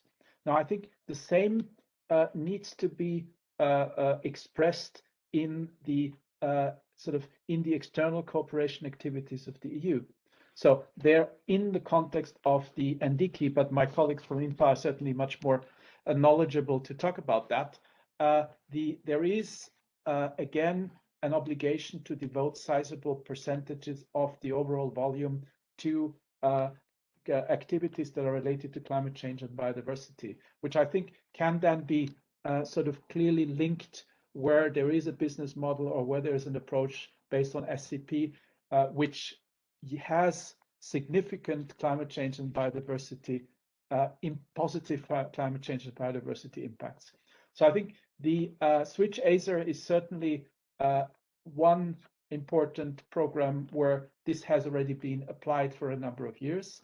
I think that such programs should continue as much as possible, but I think also it is quite important at the national and regional level that in the programming dialogues, the partner countries actually express the right priorities and integrate those aspects, in particular also the aspects related to the support to SME transition to SCP as one of the priorities that they wish to have in the portfolio of cooperation with the European Union. And I add to that with the European Union and its member states, because there is always in the area of development cooperation, this approach, this Team Europe approach, where we're trying to bring the all the impact that the combined interventions of the EU and its member state can bring together in a coherent way.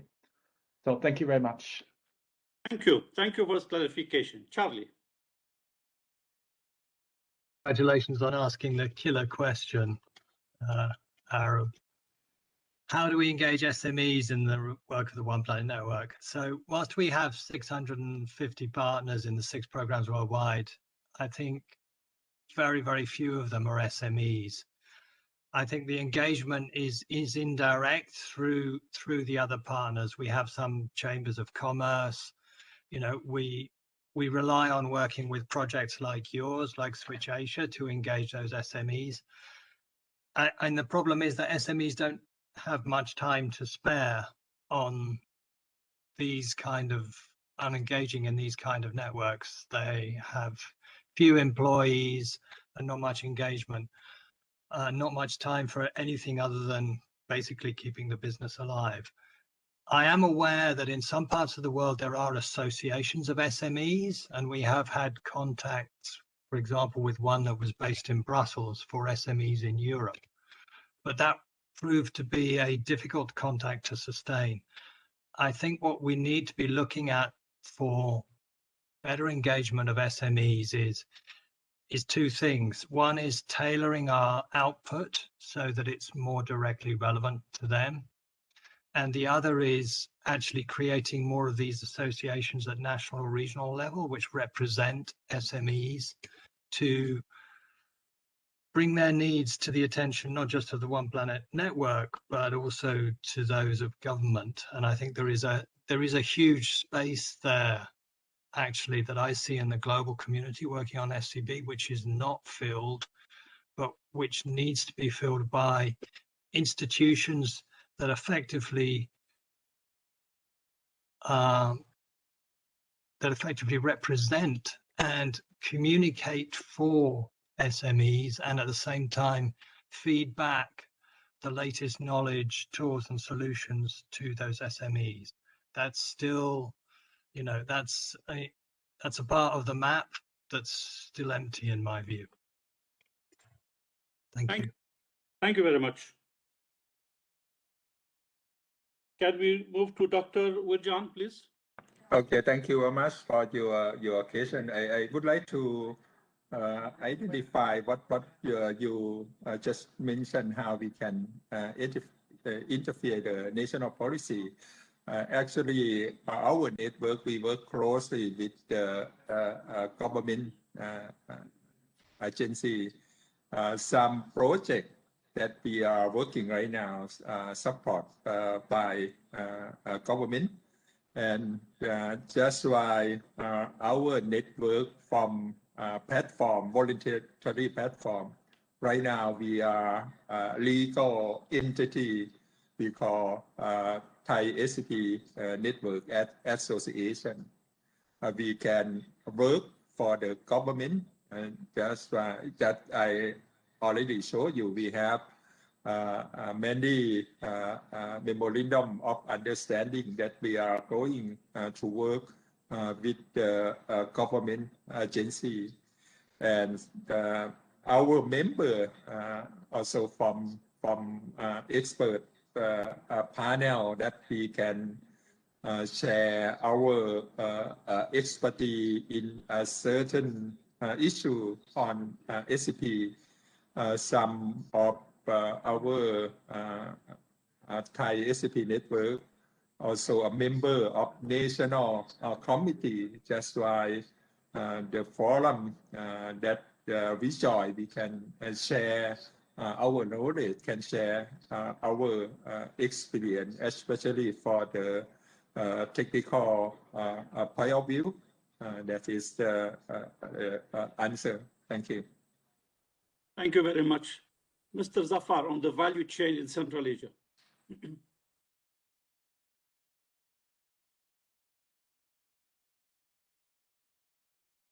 Could I have just repeated the question because I had some interruptions? No problem. It's just our colleague from the One Planet Network explained the importance of the value chain approach, and I'm wondering how much this approach is being used by CAREC or could be implemented in order to reach out to the multitude of small and medium enterprises in Central Asia that need to get greener. Well, I believe this is a very important question that we are currently practicing and using in our training sessions that we are currently holding in Uzbekistan and Tajikistan. What we do is, in these trainings, we try to involve as many representatives from the stakeholder groups as possible. So we have representatives from the providers, from the consumers, from the government, from the small banks that provide credits or grants to the processor. We try to have them all, to collect them all around one table for this roundtable discussion, and then also we provide training to all of them. This is, as I said, also related to the approach, the nexus approach we said, where all the participants from this value chain are participating in the negotiations, in the discussions process. Thank you very much. Eric, what could you add from here on the partnerships? And I would say, if I can link it from the 3R to the RRR. Thank you very much for that. Just make two very quick comments. The first one is, I think, in terms of trying to bring MSMEs and SMEs deeper into this process, is one, it's the SDGs. I think we see that there's growing enthusiasm for implementing the SDGs. And of course, SDG 12 is featuring quite prominently in the work of many environmental ministries. But I think there's strong connections between SDG 12 and SDG 8, which are often underutilized or not realized. So I think by focusing more on the linkages between 12 and 8, you'll get more support from both ministries of environment as well as ministries of economic, trade, industry, which would also benefit, of course, the MSMEs. The second point that I'd like to highlight is, and we've done some work in this space a few years back, there's growing interest among central banks in greening their financial inclusion strategies. Central banks are important because they'll set some of the rules by which other banks provide resources. At the same time, central banks lack some of the knowledge of what it means to be green or what it means to be sustainable. And I think the SCP community, by communicating with central banks on these issues, could help make sure that some of these financial inclusion strategies ultimately benefit some of these micro and small and medium-sized enterprises. Thank you very much. Thank you. Thank you very much, Eric. Thank you very much, everyone. Let me go for a very risky, brief conclusion. First of all, I would like to apologize and excuse Alejandro Miro, who had to leave for another event. And first, to thank you all for remaining for this. It was supposed to be 2 hours. We managed to extend it to 2.5 hours. And now it is 3.5 hours. Wow, what a session, and how many information we have there been sharing. And I will not dare really summarizing in a perfect way, but let me take some elements here. From the EU side, some of the messages that Alessandro wanted to deliver, but he could not, just very briefly. The EU will definitely continue to work very closely with their partners in Asia and the regional and international organization. It's very keen about promoting a just and fair transition, which they apply to their country, but they will be also applied to their region, but they want also to extend it to other regions of the world, specifically Asia, and share their experience. And all the future regional and bilateral programs will pay specific attention to the Green Deal and its priority section. And in this context, you will hear a lot from EU when it comes to this program on this. Now, let me say very briefly some key sentences that I just retained there. It's time to revisit our SCP work. Even if we have been doing it for so many decades now, like everything, we need to stop, assess, revisit, improve. We need a clearer vision to engage and win the support of the concerned different stakeholders so as to be able to access the resources. For that, linking science and policy is absolutely fundamental if you want to steer the needed behavioral change. Management of resources is key for addressing sustainability and climate targets, and this is a critical issue for Asia in terms of development and trade. SCP transition has been repeated several times. It's not just a fact. We need to transit. It takes time. We need to readdress it. We need to revise it.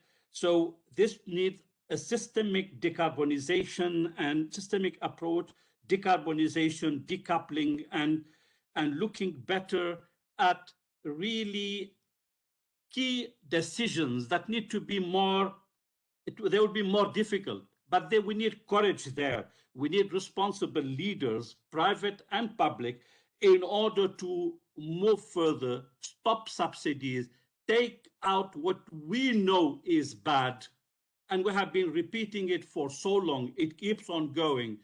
Improve what is going on, what is good, push it up, scale up, and move further on that in order to give the right value and avoid the collective suicide, as it has been stated. Still a lot of challenges, and we need to further engage the stakeholders, all concerned stakeholders, not just by listing them, but really engaging them, enabling them in order to see how they can access resources, knowledge, so as to work together on those opportunities for changing the production towards a responsible, more efficient, resource-efficient process, and improving the consumer behavior. We need to clearly mainstream SCP in concerned policies. We have been doing it. We're not doing it enough because we don't see it in the implementation process. And probably this needs to have a better monitoring system, getting the right data, the right information, and improve the cross-government coordination so as to be able to move further. We took note of this Global Alliance on Circular Economy and Resource Efficiency and the invitation to join it in order to move further on the sustainability pathway. The green value chain, the green approach, this is something that we have been caring a lot under Switch Asia from the beginning, since the bottom line of Switch Asia is really to access and enable the small and medium enterprises to make the change that we need in delivering sustainable consumption and production, ultimately getting on the right pathway to sustainable development. Sectors that have been identified there are the ones on which we are working: construction, textile, food system, top priorities of the Switch Asia program from the beginning. So I would say the EU in this context is on the right track for working on this issue. But since the challenge is huge, we need to better identify the low-hanging fruit and the quick wins, work on that, look at the parameters for scaling up in order to effectively deliver this. Of course, it needs resources, adequate financial resources through multi-stakeholder platforms and engaging all the stakeholders that need to get there. Finally, I will insist on that because we are working a lot also in our communication program. We need to integrate the SCP narrative properly, correctly, adequately, in an intelligible manner by all concerned parties. Integrate the SCP narrative in policies and business models in order to be effective in our transformative change. With this, thank you all. Thank you for your patience. Thank you for staying with us all this time. Thank you for the Asia Pacific Roundtable and all its board members for the support you provided. Thank you for all the speakers and the participants, and thank you for the EU to give us this opportunity. Thanks all, and have a good evening. And thank you, Lauren. Thank you to everyone. And please join us for Webisode 3 and 4. The information is in the APRSCP website. Thank you very much. And have a good day. Thank you. Thank you, everybody. Thank you. Bye-bye. Bye. Thank you. Thank you, Lauren. Good night, Arab.